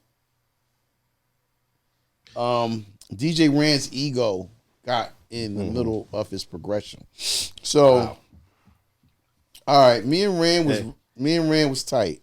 Yeah, because y'all was tight at one time, and then y'all. No, had we was falling thick as out. thieves. And then I never forget Kev, because y'all had a falling out, and then he went across the street, and then he started bombing on you. Mm-hmm. Then he went to the NFL. Oh, no, he did wrestling, something like Yeah, that. W He was did bombing bombing, on yeah. you there, and I couldn't understand. I was like, but my whole thing was why. Okay, I'm Like, going to answer yeah. that for you. Okay. So, it gets back to what I said, ego. Test. So, when Ran was on the station, Ran felt like he was irreplaceable. Like nobody could do nothing without me. Ran was petty in a lot of ways, and I'm not shitting on him, just telling the facts. Okay. For example, I'm gonna show you when I say he's petty. So now I'm in the mixtape game heavy. Ran is in the radio game. Hey, Ran's not even doing mixtapes.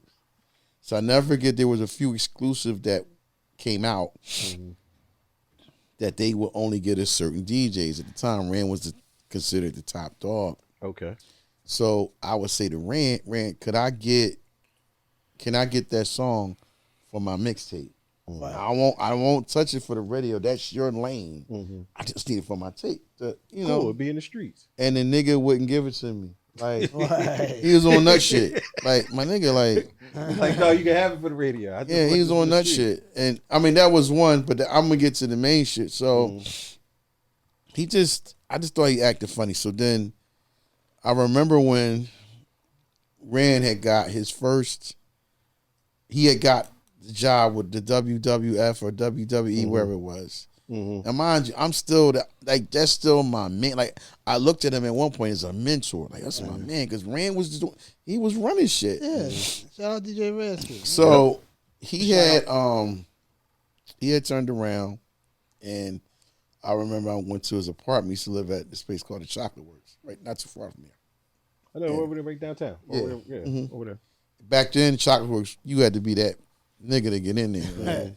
Like it was crazy. So I remember him showing me his check was $20,000, and he was like, each episode I do is $20,000. I'm like, damn. Like I'm happy for him. Yeah. Right. That's where you want to get to. You're like, yo, that's what DJ's supposed to get to. Right. So I'm happy for him, and he was going through something with the station. Okay. So this is when the Club Gotham was open. Shout out Club Gotham. Yeah, Oh, I know. I'm man. taking you Had back. great times I'll tell you- there, man. Oh, I'm taking you back like beach chairs and hairline. Oh, Yeah. man. Shout out. So he excuse me. So he had sit up. He was working at Gotham. So excuse me. I remember these days so clear. Yeah. I know. Whew. So he was doing his remotes from Gotham. All right, I remember those. He was playing. He was doing his mixes live from Gotham. So it was a change in management at the time. It was Helen Little, Shout out, Helen. and I'm gonna get to her. Shout out. Shout So- out. Shout out. He said, I'm going to get there. So so what happened was she had took over the station. Okay. She wanted Ran to come in and do the shit live.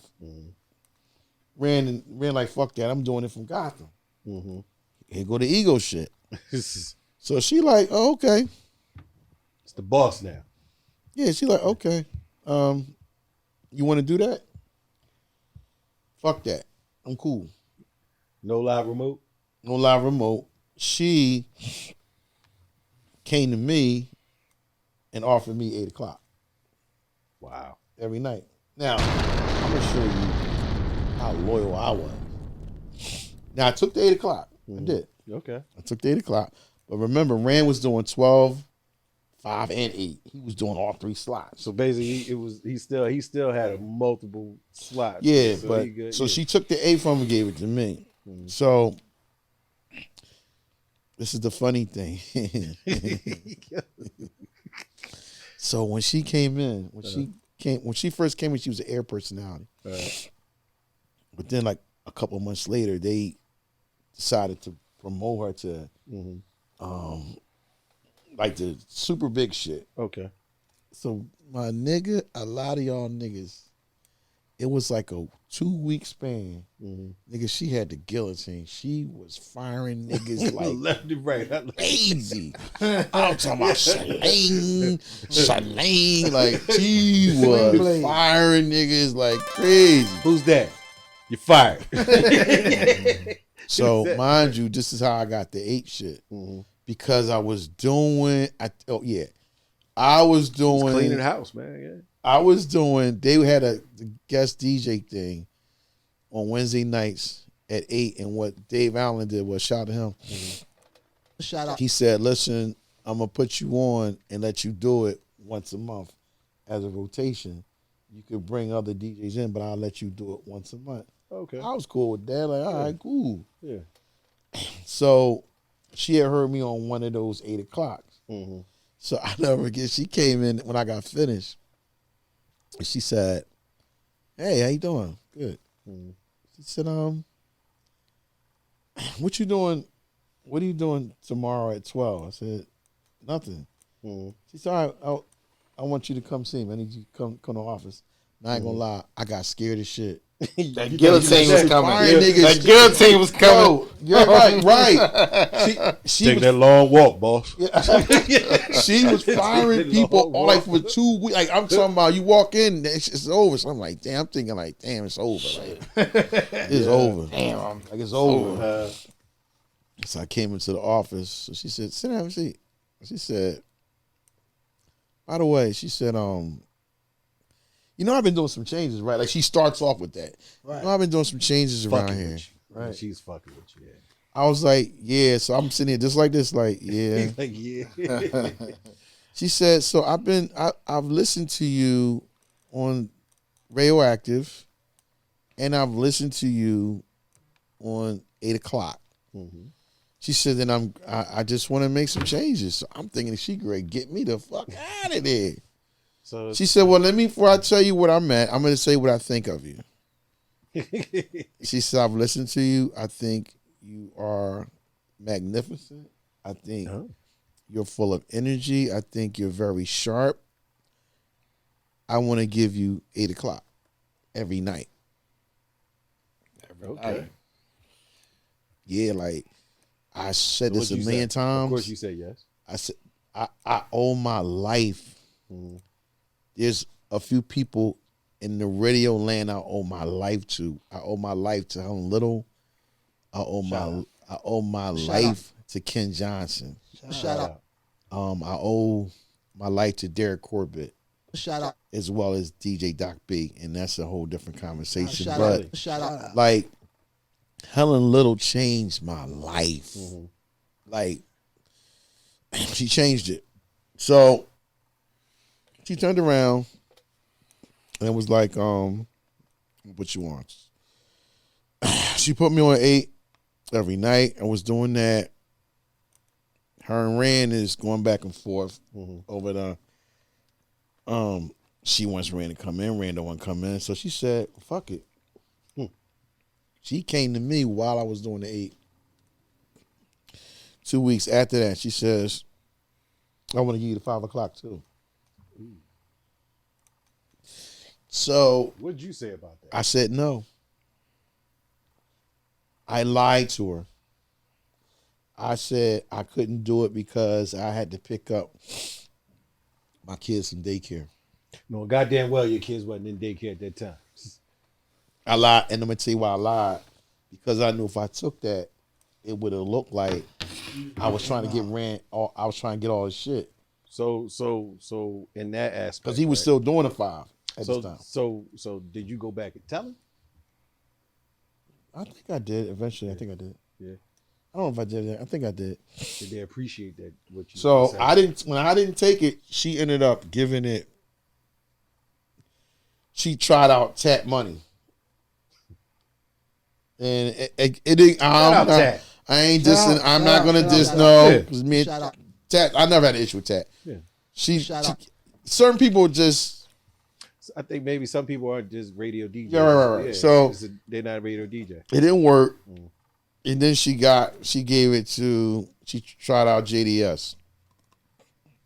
And then he had it for a while. We know the history of that. And then after that, that went a whole different direction. And then Doc B got it. And then Doc B's on it since then. Yeah. So, shout out. But the moral of my story is I could have easily had both slots. But I said no. Because I'm like, if I do that, I'm chopping this dude off at the legs. So in the visual of it, probably what you're saying will look bad at it. So yeah, because he was it still my man. But it sounds to me though, right? Just listening to it, he kind of dug his own grave because at the no, it's going to get bad. I ain't even get to the good part yet. He said it's going to get bad. So let's speed this process up a little bit. So he ended up leaving the station altogether. He just said, "Fuck it." He's doing WCW. He's cool. Yeah. Okay.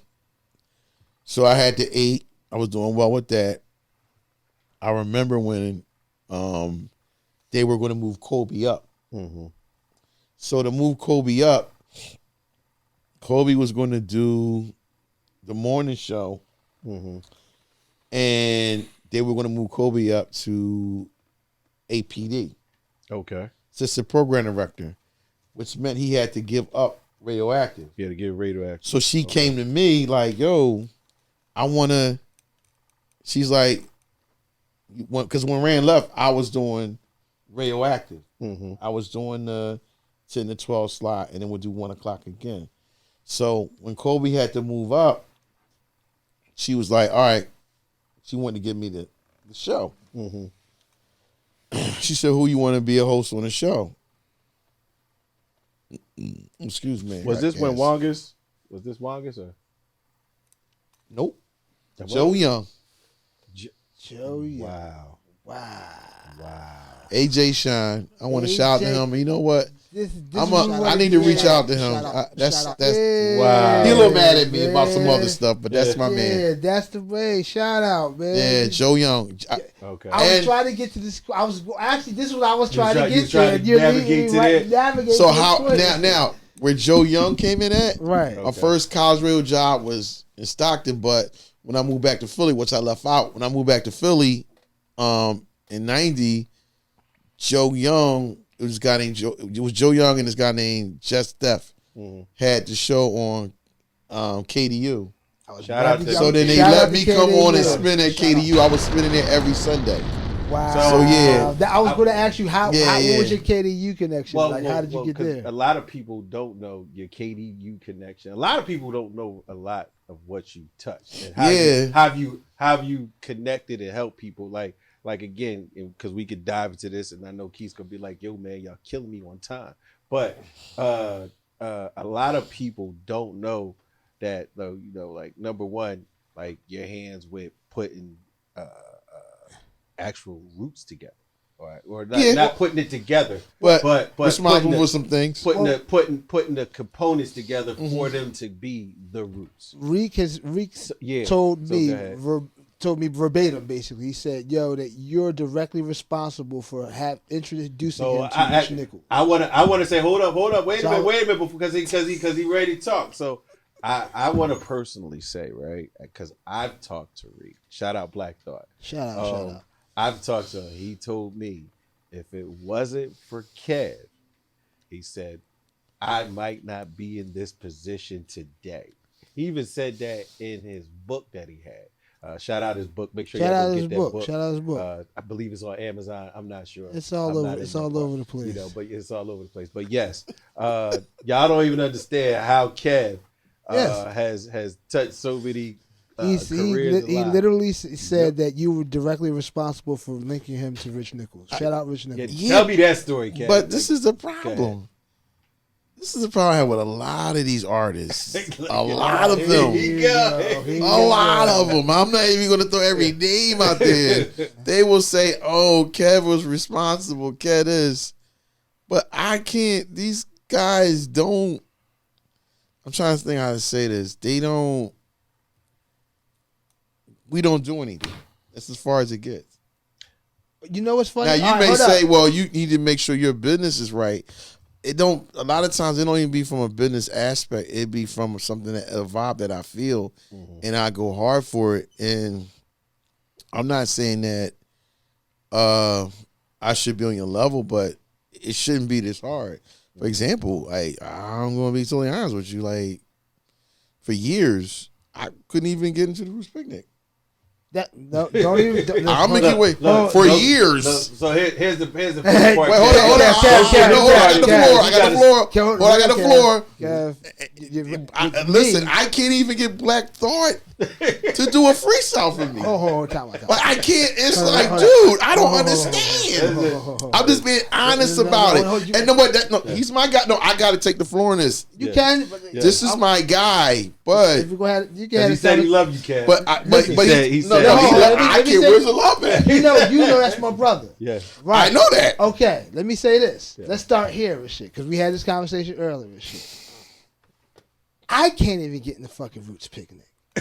No, listen. I just told my story. I'm not even going to get into it. I don't even want to do that today, because I've already gone to therapy with fucking Larry. Roots Picnic like the Rock Nation brunch. That's something. Jesus shit, Christ. for me too. It is vicious. Me too. But I will say though, Kev, We got nominated for a Grammy last week, a couple weeks ago. I couldn't get in the Roots Picnic last year. Yeah. I promise you. But I was told nah. But I will say this though, he Not for my brother. I'm not saying that's for my brother, but I was told nah. I'm just letting you know. But he does credit, and they do. And my thing is this, Kev. A lot of people don't know, regardless of how you feel, right? Oh, they no, don't know. They don't know that you were a significant cog in the machine that helped them get to where they are now. And let me also say this. And they add on to clearly make the freestyle thing. Because I talked to him. It's just my brother. Shit, you know what I'm saying?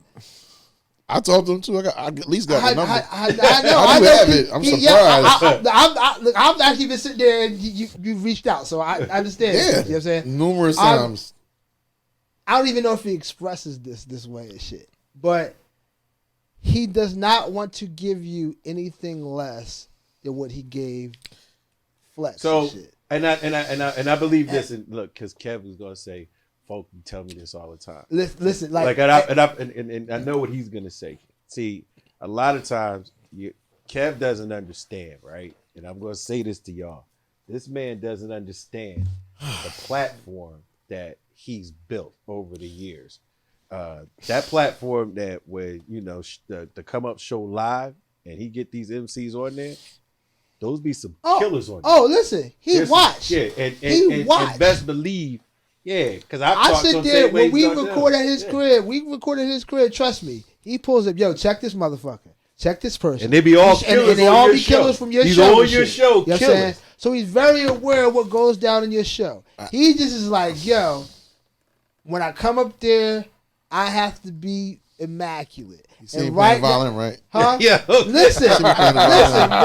Rick, I love you, but he's playing violent. And he's like, yo, now here's the thing. You'd be mad if he came up there and gave you less, right? You like, oh, and he would. And Kev would be. He would You know what I mean? and it's more, and it's out of love. He like, yo, I love him and shit. I just got it. When I do that, and he said, I am going to do it. I'm going to do that thing. Yo, the Reek that I know, I could sneeze and he would give me 80 bars. But see, you know what's so funny? So you trying to tell me Jimmy Fallon and soften this nigga up? No, man? Well, here you go. Here you go. Jimmy Fallon got him. Yeah, no, not at all. What I will say is that no, absolutely. I know we just busting balls. We having fun, man. No, I think I let me say this. I say this right.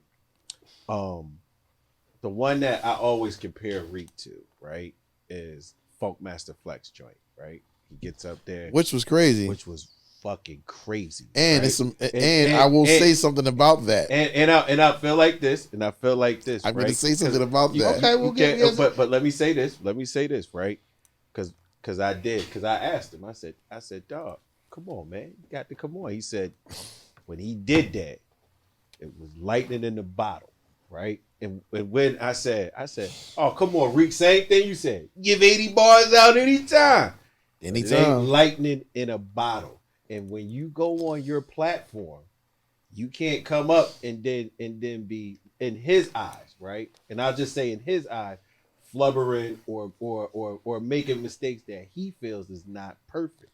Cause you know, just like I know, Kev, that John up there Flex, that John was fire. It was fire, and it was fire. And get on And your the other platform. side, and to get on the other side of that is to get on your platform Yeah. for what you dealing with right now, brother. You do have the. Because let's say it out loud. Philly spitters are what they are and shit. They exactly. They are some spitters. They some spitters. So you can't come up there. You think about it, Kev. You so can't come up there. come right. Yeah, Kev, you'll cook him if he didn't give you something. You have a home for some people on your platform. Listen. All that sound good. It sound great. You sound great. Look, that sound good. Whatever, but man.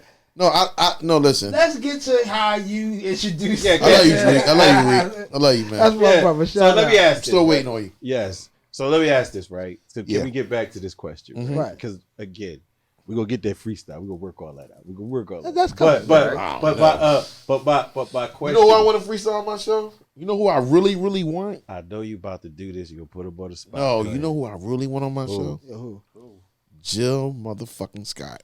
Oh my god. Let me tell y'all something, right? And now it's like, what the fuck you talking about? That came No, out. you ain't That got- came out. No, It's hold funny, up. Jay. Wait a minute. I'm going to tell y'all something. I'm going to tell y'all something. You ain't You gonna wanna come tell up? you ain't gonna tell I me. want Jill Scott on the come up show bad. Let me tell you ain't gonna tell me because I know. No, bad. Oh, yeah, you do know. Bad. No, bad. I'm gonna tell you. Tell people why. I heard a record from Jill Scott and Freeway.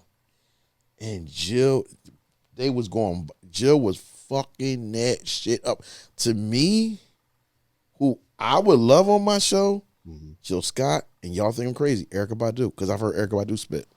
Man, look. I'm talking about you like, because what he the keeps jumping fuck? around. I got so many questions. So let me ask this, right? So before we get away from want this, them. right? Before we Legendary. get away from this, right? Jill has a They personality I fire. call Jill Skill. You would never think it. No. Listen. Jill has a 'cause- personality I call 'cause Jill I got- Skill. 'cause- Because we record, I was like, what the she fuck? likes to go in the booth for freestyle. Yeah. Oh, she murdered this shit. She got- Tez. she got- So Woo, I was like, who is that's fucking Jill? Killing it. Killing that shit. But go ahead. all right. So look, before we get to the come up show, right? Yeah. Before we get to the come up show, Yeah. I do want to know, how did you get those guys together? Like, what was like? I want Because to again, say, it was a point in his book that he did say that again. That point, if you didn't put that together, it possibly wouldn't have went. excuse me. I want to say this. Gotta say this on camera. Okay. I don't want to say I'm solely responsible for that. No, yeah. Okay. I gotta put AJ Shine, Joe Simmons in that. Okay. Me and Joe Simmons seeing them together at I think is Roy's Comfort Zone on Huntington Park. I can't if I got the wrong place. Yeah, that sounds about right. This I think yes. we both saw them there. I was losing my fucking mind, like yo, and this is when it was 4 members. It was Tariq, Amir. It was Tariq. No. It was Amir. When Malik come? No, Malik. No, Malik wasn't. He wasn't. no. Malik Listen, He didn't meet them until college. listen. Okay. Malik. This is before all. This is when they were square roots. Yeah, Oh, okay. I can't. Okay. Maybe you might remember. I can't remember. Frums? Who? Frums. That's it. Frums. Yeah. I think that's it. Frums. Shit. I think the Crumb had like twisties or something, or something. I think Yes. I think that's him. But it was Reek, Crumb, Amir, and it was one. This is before Hub and all. This for wait for that. Okay. But it was like 4 of them, and I never seen no shit like that in my life, and that shit was amazing. And I said, Joe, man, we need to put this out. So I didn't have the money. Joe had some bread, Right. Okay. and him and Rich Nichols? Rich Nichols. Yes. Yep. Rich and Joe got together, but I was kind of like involved a lot, but I wasn't involved with the financial process. Right, that right, was right. them two.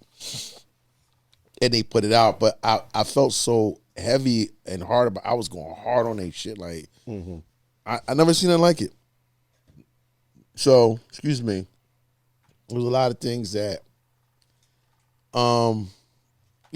picking records and stuff like that. But I don't want to say like I'm not saying that. But I think from a support level, Yeah. yes, I was a really big support of them. No, But- but he definitely credits you in the book and says that, Yeah. it's like fucking you were. I mean, you the person that put Tariq that to together. me, I mean, him spitting, man, like you can't. It's hard to go behind him. Pause. it's hard. I said It's hard to pause. follow up. It's hard It's hard to follow up yeah. behind him, man. And I've been saying this for the longest. I'm gonna keep real with you though, man. Like, even when he was peaking at that time, I still felt like other cities never gave him the credit. I felt like we didn't get no credit for rappers until Beanie Siegel. I'm sorry, I'm saying it on camera. I think It took for Jazzy to say, "Hey, this guy's dope," and then everybody like, "Oh God, Philly's hot." Before that, come on, man. Oh, man. But Come on, man. I do. And the Roots was out before that. Well, you know what? Fucking, he actually. It's funny because he actually did the record "Adrenaline" that's on the "Things Fall Apart" record. He did that record before he did the record with Jay-Z. Really? That record just came out the year later. No, I know that, but what I'm saying to you is, nobody wants to admit this. I'm telling you, before Beanie Siegel hooked up with Jay-Z, Philly was not getting that look like that. Oh no. No, they weren't getting that look at all.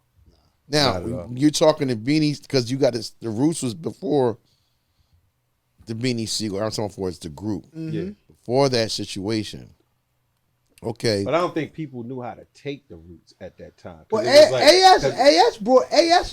My homie AS got arrested dead. Yeah. My homie AS, Air Smooth and shit. Air Smooth brought Beans to fucking Reek and shit. Yeah. Like, Beans and Reek went to school together. They and said shit. they Grade was. school It's so together and funny. shit. I was talking to Reek. Reek said that him and Beans was in a group together, like Yeah. in 3rd or 4th grade. Yeah, they were in a rap I group forgot as they kids and called shit. what rap group they called. But the homie AS had was around Beans as an older dude and shit. You know what I'm saying? And fucking he heard Beans rhyme and fucking brought him into the crib, and he was the first person to fucking be recording him in the crib and shit. Okay. So he actually brought those. He would bring those tapes to Rick and be like, "Yo, this motherfucker Beans, he nice. He gonna be the next motherfucker and shit." So they brought him. He brought that shit to Rick that way. And shit. You know what I'm saying? yeah, but like I said, I just felt like before that, Yeah, no, I could say that and shit. The motherfuckers wasn't checking for They wasn't check- rappers like that. the Roots was out for years light before that. Yeah. And they weren't. By They that, weren't getting that by respect. that, we're talking about this is after the Grammy. Yeah, this is. I think. I want to say Well, no, it's not after the Grammy. This is they 96. still weren't getting it. 96. And this is the Roots was this is Illadelph Half-Life era. Illadelph Half-Life era. After That's that's what. Yeah. what I'm saying. Yeah. So this is like slightly before the Things Fall Apart shit was happening. So I want to get to, because I know Kev eventually going to say he's going to leave. He's going to kick the mic over and walk out on us. Probably. So, but I want to get to We need that the on come tape up ever. so we can go viral. Yeah, right. He We just already do that go- anyway. Yeah. It's like, Yeah, you stupid. No, I Fast want forward to come up show. I want to fast forward to the come up show. Okay. First of all, I didn't finish with Rand, by the way. I know you wasn't finished with Ray. if you want to finish with Red, Right, finish right. I with wasn't Red. finished with that. Finish with All right, Red. all right. Go ahead, So finish with making Red. all so to finish to Go ahead. kind of continue off because I want to finish this. Yeah. Because you said, oh well, Rand, you felt like our problem came from when he went across the street. Yeah. Nope. What happened was when Rand went to the WCW, he was Thing is, and don't quote us because it was either wrestling or NFL. It was wrestling. never NFL. It was was always wrestling. fucking It was wrestling. wrestling. Okay, it was Wrestling, wrestling. yeah, Okay. definitely I wrestling. thought it was. I thought it was. Yeah. I So remember it well. what it was is he was working with the WCW. I started taking over all of the slots because he had gone. Like Okay. it was done. I used to talk to Rand from time every now and then when he was on the road. Like, damn. I am thinking like, yo, this is my guy. Like he getting money. Like, you know what I mean? Mhm. I remember, and this story is going to be really funny. I remember I used to call Rand Philly's number one DJ, and Rand wasn't even on the station. I'm like, shout out to my man DJ Rand Philly's number one DJ. Yeah. I used to do that. because that's how much. That's how much Yeah, love you yeah. had for him. Like, Right. So I remember I started hearing from him a lot. Like at first, I would say the first 4 or 5 months, I would talk to him like hearing, "What's up, man?" He said, "Yeah, we in Nashville." Da, da, da. All right, cool. So after a while, I started hearing from him all the time. All right. So I'm not thinking nothing of it. Like make a long story short, he got clipped from WCW, but I don't know that. He got clipped. Right. So, mind you, we cool. That's my man. So he called me up one day about some record. Like, yeah, I got this record. I want you to check out. So I'm like, all right, well, just sit down, check it out. So I think a day went past. I didn't call him about the records. I didn't listen to it.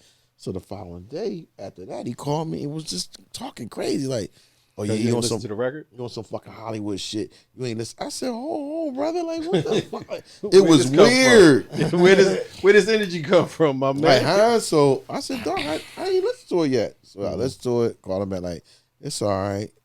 He's like, oh, I mean, damn, you could have just said, bro, I didn't listen to it yet. He didn't. So that was the first incident. So then I started hearing things about people would say that, Rand was talking crazy about you. But I wasn't believing it. Like, yeah, I just got the phone Rand. He was like, oh, you just that. Da, da, da, da. So I'm not listening to that shit. So it happened a couple more times. I called him like, Rand, somebody says this person said that you said I ain't never gonna be shit. And so I'm ignoring this shit because of my dedication and loyalty to him. So he's like, nah, you know how niggas talk. They just want us to be beefing. So I let it go. So then it came up again. This is before Mix Show Power Summit, if you remember that. I remember that, yep. So we weren't speaking. So I went to Mix Show Power Summit. That year I got East Coast DJ of the Year, right? So when I got the award, I went up on the stage. First thing I said is, listen, it's no secret in this room. Everybody knows me and DJ Rand has been beefing. This is before, he ain't even on the radio, nothing like that. I said, but that's my man. I love him. Like, Rand, you my nigga. Let's stop this dumb shit. Everybody clap. He come up on the stage. We hug. Everything cool. I'm thinking we cool. Fast forward, a couple months later, I hear again he talking crazy about me. Right? But I'm still like trying to ignore the dumb shit. So he come icing on the cake. All right. So this is when Ether dropped. Okay. Nas, right? And shout out to J1s. Shout J1s. out Shout out J1s, man. J1s is the plug. So J1s, J1s and this guy named OJ, he used to work in Columbia, was real tight. So J1s got me the record. However I got the record, I got the record. So I'm playing the record on the radio. So at this time, I'm talking to OJ. I'm like, OJ, this is when Nas and Hot 97 was beefing. Yeah. Remember that? I remember that. Like, they were beefing real heavy. And Nas was saying, fuck the Hot 97, you got to pay him. Well, all the dumb creep, wherever she was going through. So Nas wasn't doing no interviews. So OJ said, listen, he said, you want to do an interview with Nas? I was like, what? Now mine is me and QD's doing a come on show at this point. Okay. So I'm like, hell yeah, like, because nobody could get the interview. Shout out DZ. Shout out QD. Yeah. Shout out DZ. So shout out to DZ. That's my guy. I just talked to him the other day and shit. Yeah. So we turned around and we scheduled it for that Friday. Right. So I'm like, yeah. So then what happened was, this is when Golden Boy was Shout trying. out Golden Boy. Golden Boy was doing Shout out. the night show. Shout out Glenn. This before he was PD? No, he was the PD at this point. Okay. Golden Boy was doing, what he doing, afternoon or nights? He might have been doing 2 o'clock. No, I think he was doing 2 to 6. 2 to 6, yeah. Yeah, he was doing 2 to 6 because Kobe was getting ready to come on at 6. So this is when the Ether and Super Ugly people were doing like Comparisons. Yeah, Which comparisons. one's better, right? Okay. So I'm sitting in the booth. It's me, Golden Boy, and Kobe. So Golden Boy asked, "Yo, what you think, man?" I said, "Man, I don't know. It's looking a little slim." I said, "But I think Nas got it." You know, I'm just being Talking. Yeah. So that was on like a Tuesday. Yeah. Wednesday, my phone ring. I'm like, it's OJ. He like, yo, what's up? I'm like, what's up? So OJ like, yo, I don't think I can bring Nas to the station. I said, well, why? He said, because I heard you was dissing him. So I said, dissing him? What the fuck? So he like, I heard you was dissing him. I heard from a source. I said, hold up, you gotta fucking tell me. He said, nah, I don't want to get into that first, right? So mind you, at that time, 103, we still on the war shit. Right. They So revamped at it. that time, warring back and forth. Yeah, at that time, I think Touchstone was over there, J Ski was over there, but I kind of know I don't see J Ski dissing me. Like that's not his. That's not his J Ski makeup. That's not his makeup. But never been. but I still ask him, yo, did J Ski say that to you? Yeah. Did Touchstone say that? Or was somebody else over there? So he was like, Rand's not on the radio at this point. So he's like, man, I don't want to touch it. No, fuck that. You got to tell me who said it. Yeah. He was real quiet. He said, you want to know who said it? Yeah. He said, DJ Rand. I said, what? He said, DJ Rand told me he was on the radio dissing Nas, and this is what I knew how I knew he wasn't lying. He said, well, at one point, Rand was getting all of the artists, because he was so pro 99, even when he was at 99. Rand was trying to get all of the artists to come to the Chocolate Works, because he had a studio set up in his apartment. Okay. He would get the artists to come there to do the interview or free whatever. Like he cut them off at the pass before they get to the radio. So station. when he said, Rand told us you was dissing Nas, and he said that, bring Nas to his house, and I was like, what? Nigga. That was it. You stay in beef, Cat. So I never forget. You stay in beef. I don't, man. That shit be coming to me. Nigga, I ain't into that. So fucking, this shit funny as shit. So I never forget. I said, dog, I never did that shit. I said, first of all, why would I diss Nas and he's coming to my show? That sounds dumb as shit. Yeah, it's like why would I like? I'm the only crew, we the only people that's going to interview this nigga. Like, nah. I said, dog, I ain't never seen shit like that. So he like, all right, cool, we'll be there Friday. Nas comes down. I mean, QDZ at that time was doing all the interviewing, the majority of it. I would throw a question in there, but that was his job. So fuck it. Q knew everything that went on. So we had fucking Nas on the radio. He's like, yeah. So he said some shit like, yeah, something to the fact of dissing Rand. Right. And he did, but not know he did.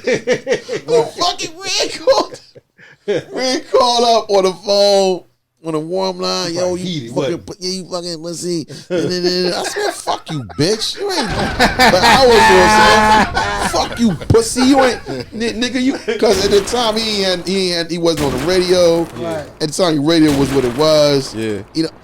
But it was mostly because it was like, dog, why would you do that? First of all, why would you even lie and say that? Why would you, what the fuck? Like, I was on fire. Right. And the reason why I knew it was him, because everything that OJ said was matching up to how he was moving. Right. And he was like, yo, and I knew J-Ski and Touchstone, that wasn't their makeup. That's not their lane. That's so I'm like, what the fuck? So yeah, for real, that's what caused us to really ripping y'all, like whatever. Yeah, like nah. I'm like nah. Like I just felt like, because before that, nigga, when I tell you Rand could have said the sky was falling, I would believe him. That was really? My man. Like, but no, I knew y'all was. I knew you. We was extra tight, man. I knew you guys were friends, and then I knew it was a fallout. Yeah. But then again, the crazy part about it, I didn't probably ask you why over the years. But you know what I mean? Because I don't think about that shit. You don't think about that shit either. But this is what I'm saying to you, and this is what I'm saying to you, right? That's like, we supposed to be cool. and I walk out of here, and he run into me next week, and I'm like, man, fuck Taz, man. I don't like the sneaks he had on, and he come back and tell you, right? Yeah. I mean, I do like the sneaks. I don't want you to think I'm throwing shit. No, I know. But like that's like, and then that's the thing about this show. Like, and then you I'm call a sneaker guy. No, right. And then you call me, and you like, Cal, you said something. I'm like, nah, like the joints is hot. Only for you to go back and see him again and say, man, them jaws was fucked up, man. And then I go back to him again, like, yo, that fucking shirt he had on, like, it didn't go with the like. And then you know what I'm saying? It's like that shit keep going on and on, and then you at the while you like, wait a minute. I think he's taking shots at me. No, I'm not. No, nigga, I'm looking like a chameleon or whatever. I don't give a fuck. But I'm just saying, like, you know. It's always some truth in a joke, and there's always some truth in some shit.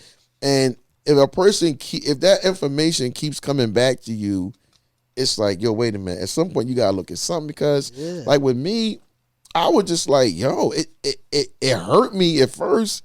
So I'm like, why are you doing that? So know, I'll say this to your credit, Kev, because I remember when I got when I went across the street, got Batcave Radio, right now.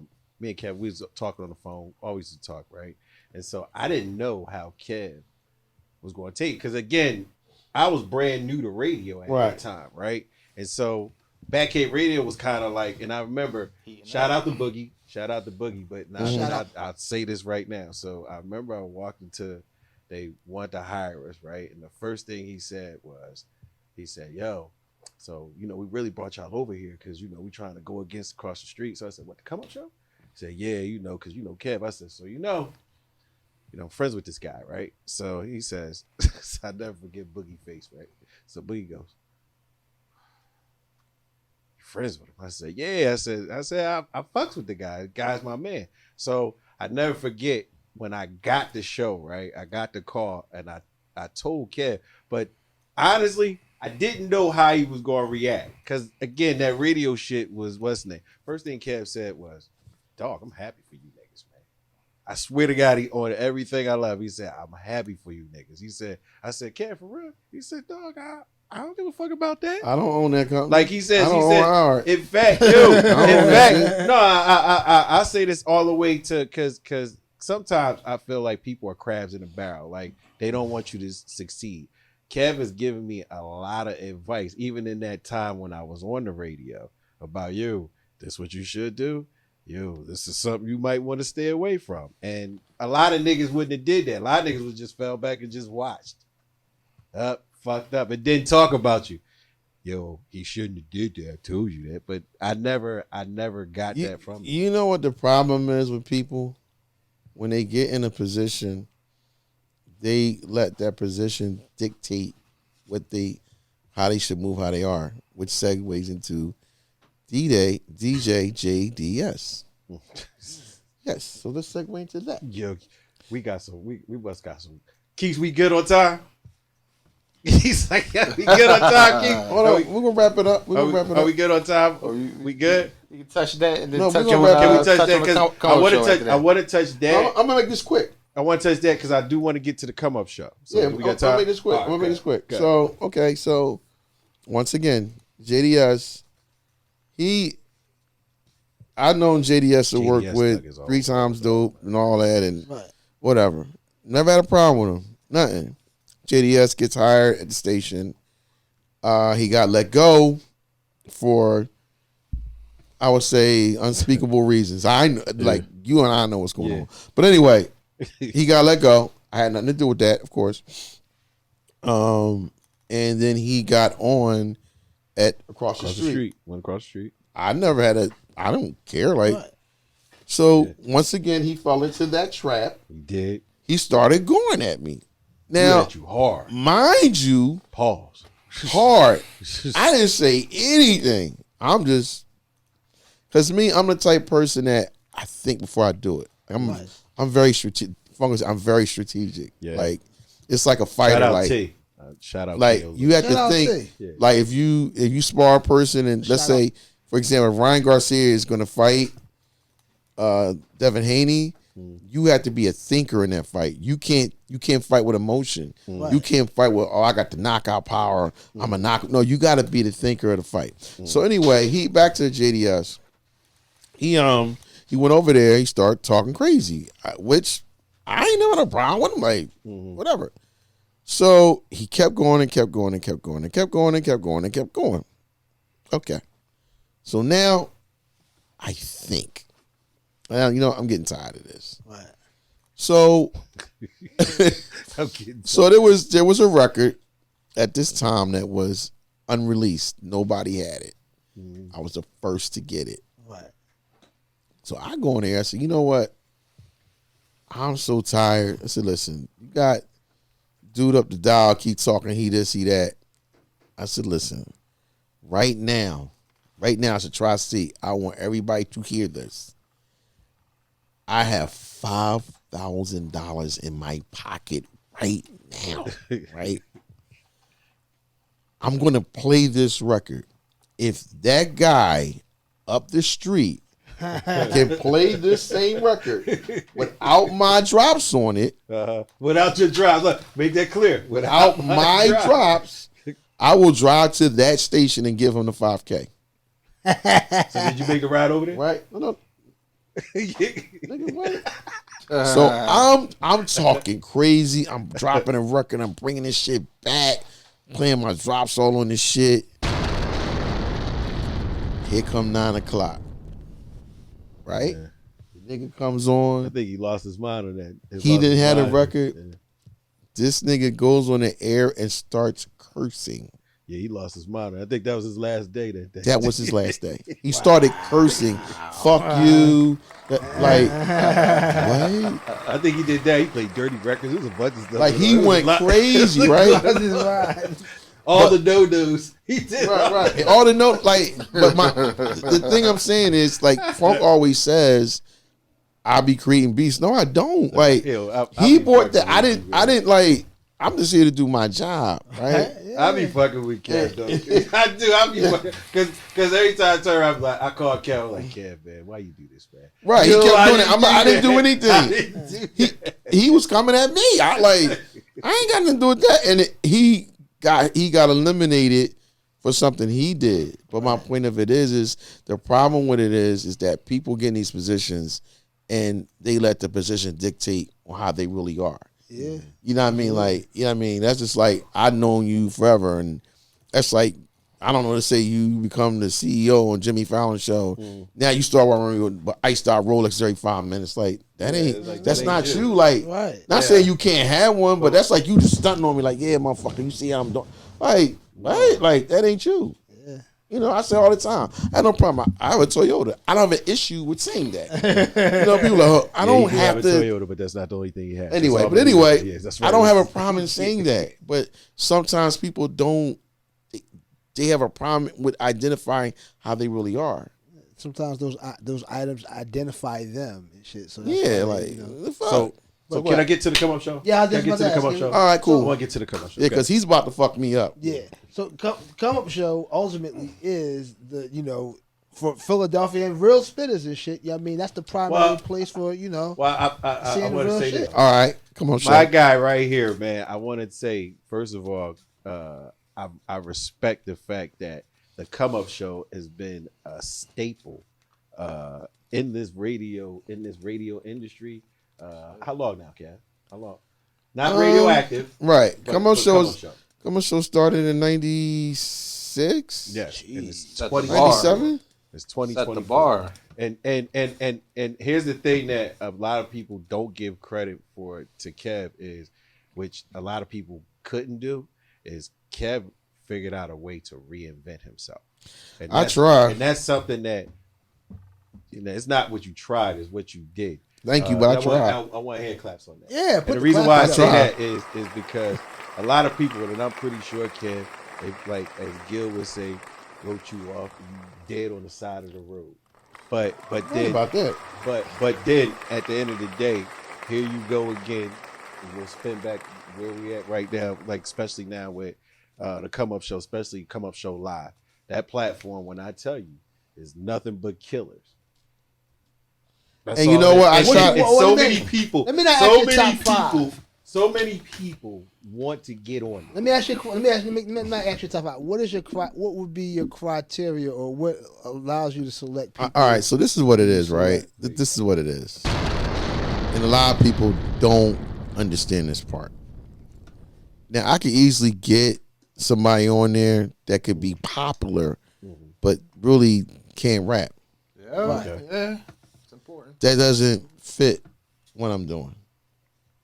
And then I can get somebody on there that just because people are talking, a lot of people are like, well, I should on because virally people talking about me, but you're not really bringing in talent. Like, I don't want to put anybody. There's a few younger rappers, right, that I like, that I've talked to, that they don't really rap.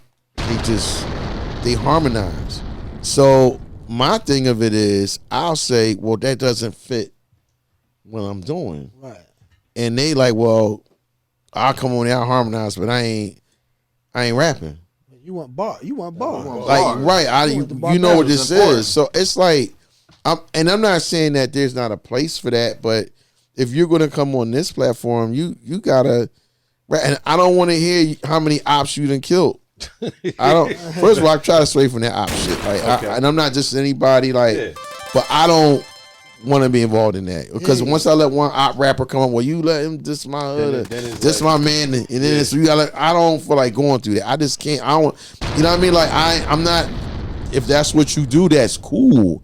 That's not my platform. Right. That's not it. And I run into that problem sometimes because I feel like a lot of the younger artists, they don't want to rap. They just want to talk about how many bodies they got and how many people they killing or going to kill. And what they don't understand is once you do that, you're giving up evidence. Yeah. So I mean, like I said, I'm not telling that person what to do, what not to do. I'm only saying what works for my platform. Right. And I don't. It's not an age thing. It's you're good. That's all I care about. Well, I feel like I know you stay away from. I mean, especially like years ago. I mean, you experienced a lot over radio. One in particular where shit just didn't go right. When you let this shit go down, when you let major figures and state property, and I feel like, first of all, that was a moment in time. Like, to this day, if you Google it, it still come up. But it didn't turn out. It turned out all the way bad. Once again, let me address this. Mm-hmm. I think this will be the last time I'm addressing this. Okay. None of that was planned. None of that was intended. We had reached out to the Young Guns this is when their album, I think, when their album dropped, or the second, was it the first or second one? I can't remember which one, but did they have a second? I don't think they had so. It was the first one. It was the first one. So we wanted them to come through and just freestyle. Yeah.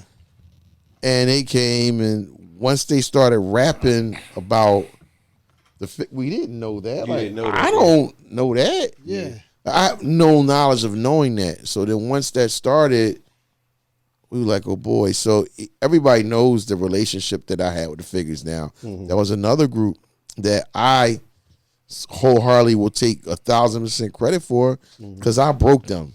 Yeah. Like they, hey man, I really broke. There's a lot of artists I really broke, but bro, you played all right. Right. Yeah. So like, I mean, like, thank you, I appreciate that. So my thing is, Gil calls me up after that whole, and they on the phone, they in my ear, yo, you let them niggas come by. Well, you gotta let us come. So we gotta say, if I would have said no at that time, now mind you, it was deeper than what people understand. State property was signed. Yeah. This was at a time that I think major figures had lost their deal. I think they was done with Rough Nation by then. Right. They had lost their deal. The whole state property was it. They was the hot. So it's looking like Philly. So it's looking like I'm playing. If I didn't, I would be playing side. So I'm like, oh my God. So me and QDZ at the time, shout out to QDZ again. Shout out. We let them come and do what they did. And that like, shit right, went we're gonna left. even it out. We're gonna but I ain't never like I ain't never Yeah. I ain't never Shout out, in my shout out. life knew that. I never knew where they were going because once again, I thought they were just coming up to rap. 2020 hindsight, Kev. If you had to do it all over, you'd let neither one of them come up. Oh yeah, like if I would have known that Chris or Neith was gonna come up and start talking crazy, I'm like, oh nah, I'm cool. Yeah. I've never really been into, especially I've never been I in remember Philly. you told me about that. You told me be careful about that on the radio. He's like, Yeah, I be never careful. been into Philly on Philly beefs. That's another reason why I ain't never been into that. Because even before that, I know where that could go. It's not like, especially now, it's not like if I say fuck you on Instagram, it's gonna go somewhere else. It's gonna go all the way. Yeah. It's just not. It ain't gonna. Back Don't then, stop right there. yeah, like even before back then, you say before all that, you could say what you say and that's it. But now it goes to a different level. So it's just I don't be entertaining it. Yeah. So once again, So now 2024, when you get these MCs to come up there, and you see that they got. If you hear about beef, do you tell them, hey man, so before we even start, don't do this, don't do that, don't do you? no, if they got beefs, I don't even let them come up. Really? Yeah, you gotta. No, I'm not. I'm I'm not. I don't even let them come up. Cause I don't feel like once again, you say bars, right? Mm-hmm. And people think it's a certain criteria on how you got to get on the come up show. So I'm gonna give you something that's very, very small. The kid Amir Ali. I don't know this motherfucker. Don't know shit about him. Don't know nothing. I just happened to be on Instagram, Mm-hmm. and I think he was on the wake up call. I think it's a wake up call. I think it's a wake up call, sir. If I got the wrong one, Shout I'm out. sorry. I recorded him a long time ago. Okay. He had bars then. Okay, so I'm seeing this motherfucker like, yo, this motherfucker crazy, right? He had like 3,000 followers. Me, mind you, I reached out to him. Right. So it's really no criteria. It's about It's if not. you see talent. You It fucking ain't crazy. about, You so crazy. Kev, I got 100,000 followers. Yeah, I don't. I got. Man, You know what I mean? So you mean I can come up and deliver on the So first of all, I'm gonna tell you how Kev feel about old niggas. You don't put old niggas on. no, I didn't say that. Yeah. You don't put old niggas No, on. you're wrong. Hold on, You we don't put old gotta niggas like old Now, niggas. We now, old wait, niggas. now I'm about to bomb on you. What? So E Ness is a young nigga? That's the only one. Nah, no. That's the only Yeah, one. see? E Ness is a young nigga? No, E Ness is old as shit. E Ness Yeah. came and fucking He destroyed that shit. He bombed that shit. What other young nigga do you put on there, Kev? What other young nigga? I mean, old nigga. No, you said it right. Hold on. What other old nigga do you put on there? What do you mean? I put Lady Luck on there. She old. When? That's Jersey. When? I mean, still, When? that's Yeah, I exactly. put Lady Luck. Wait. Yeah. I gotta go. I don't have my phone on me. That's what I thought, man. Look, I watch your shit. Okay. My point is, he don't put on old niggas. That's not He don't true. put on old That's niggas. not I true. got bars. I think I can make the cut. I think you can too. That's not true. You're not making the cut. No, that's not. Listen, That ain't true, man. It's not. No. It's not that you don't got bars. He just don't like old niggas. I've been trying to get Gil to do a come on show. He won't do it. For real? He won't do it. Because he an old nigga. And he should be Don't crazy. First of all, I don't believe him. First of all, I don't believe you. I don't believe you. Okay. I don't believe you. I hear you. Get up there. No, I'm serious. But no, it's no criteria, man. It's just as long as you I'll dope. battle Gil. Huh? You got battle Gil on the come up show. You ain't battling nobody. Shit. Y'all, that'd be a funny ass battle. But both y'all battle for some fucking weed. That's it. That's about fucking it.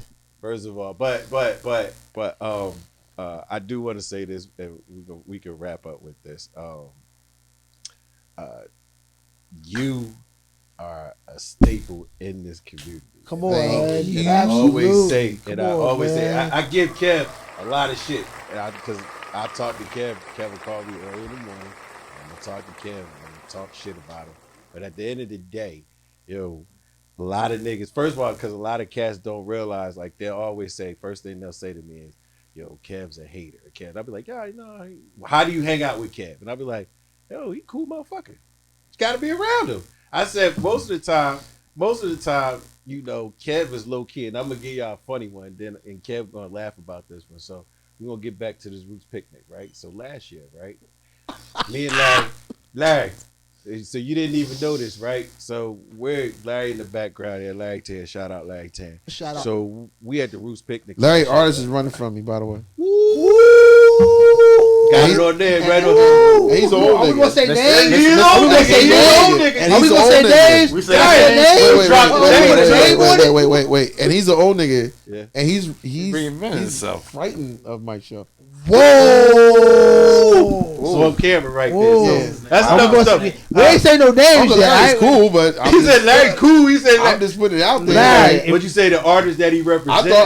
thought Larry had an issue with me. Should we say That's why names? he would look at me and then No, I'm like, I 'cause- forgot. That's right. He No. manages X, Y, and Z, and Shout I out. haven't heard anything Shout from that. out. That's cool. But Larry's my guy. But Larry's the guy. He's my Larry's the guy. It's all Shout right. out. And he an animal too. He's busy. And he said your artist got fired.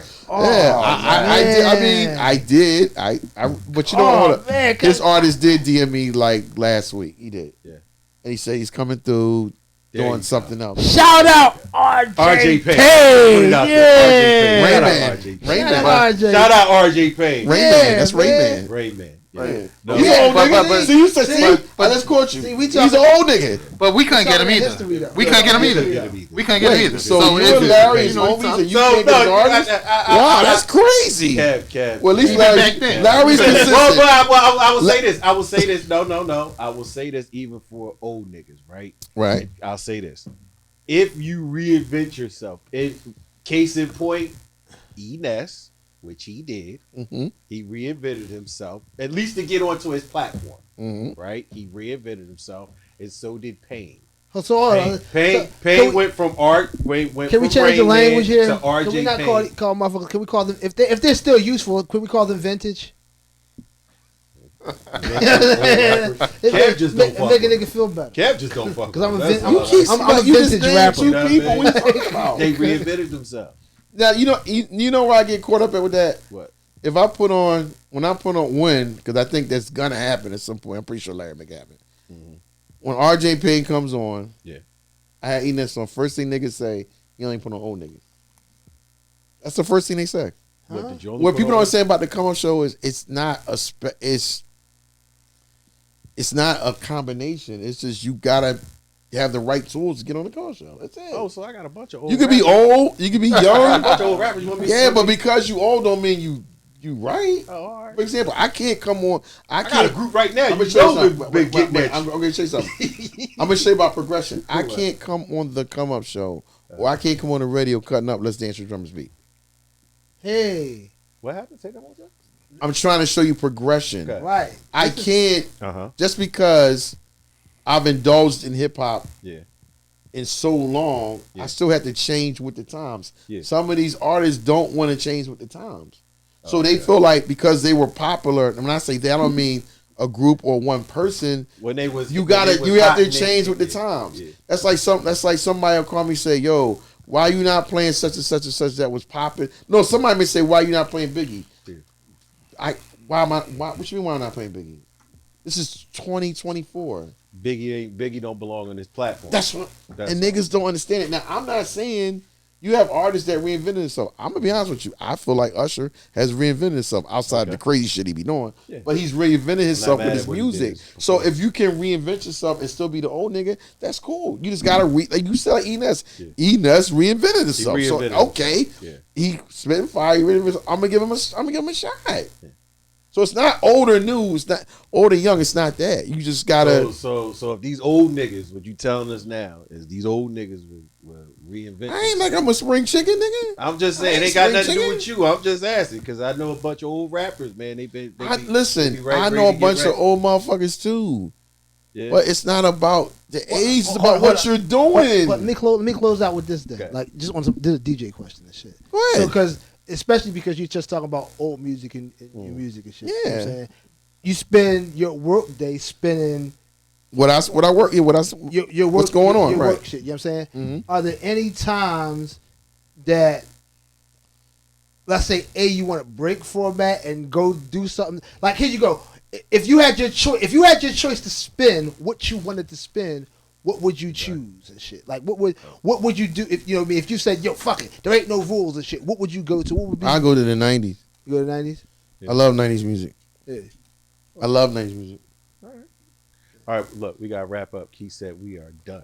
Okay. He said, fuck that. He said we are like we down like 2 cameras left. This is the longest show ever. Yep. It ain't my fault playing these guys. No, it was amazing though, because first of all, Kev came in on Hollywood time, and No, I didn't. you know, yeah, he came on Hollywood I do have a job. Hey, what time is it? It's like 9, 8. It's not 9. 8 It's something. not. It's 8, 12. late. But anyway, yo, It's 8:12. yeah. Appreciate you coming Get that out. in. Again, man.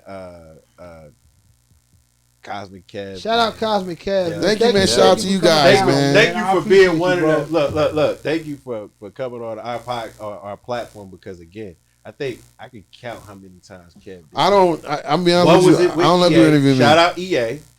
One was with EA's a cooking my guy. show. Yeah.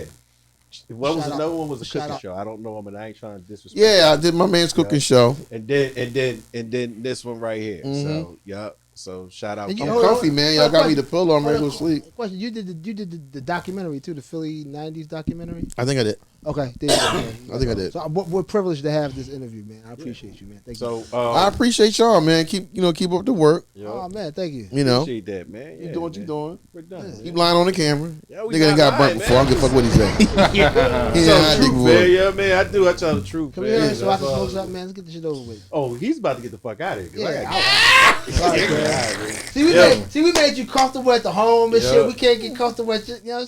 Oh, never mind. You can That's come a up whole with nother thing, man. You know what I mean? That's a whole nother thing. I'm man. here for the fight. Yo, it's P Funk, Spawn, Nard, Keese, Cosmic Kev, Larry Tan in the background. Larry You know 10. what I mean? Yo, we out. Peace.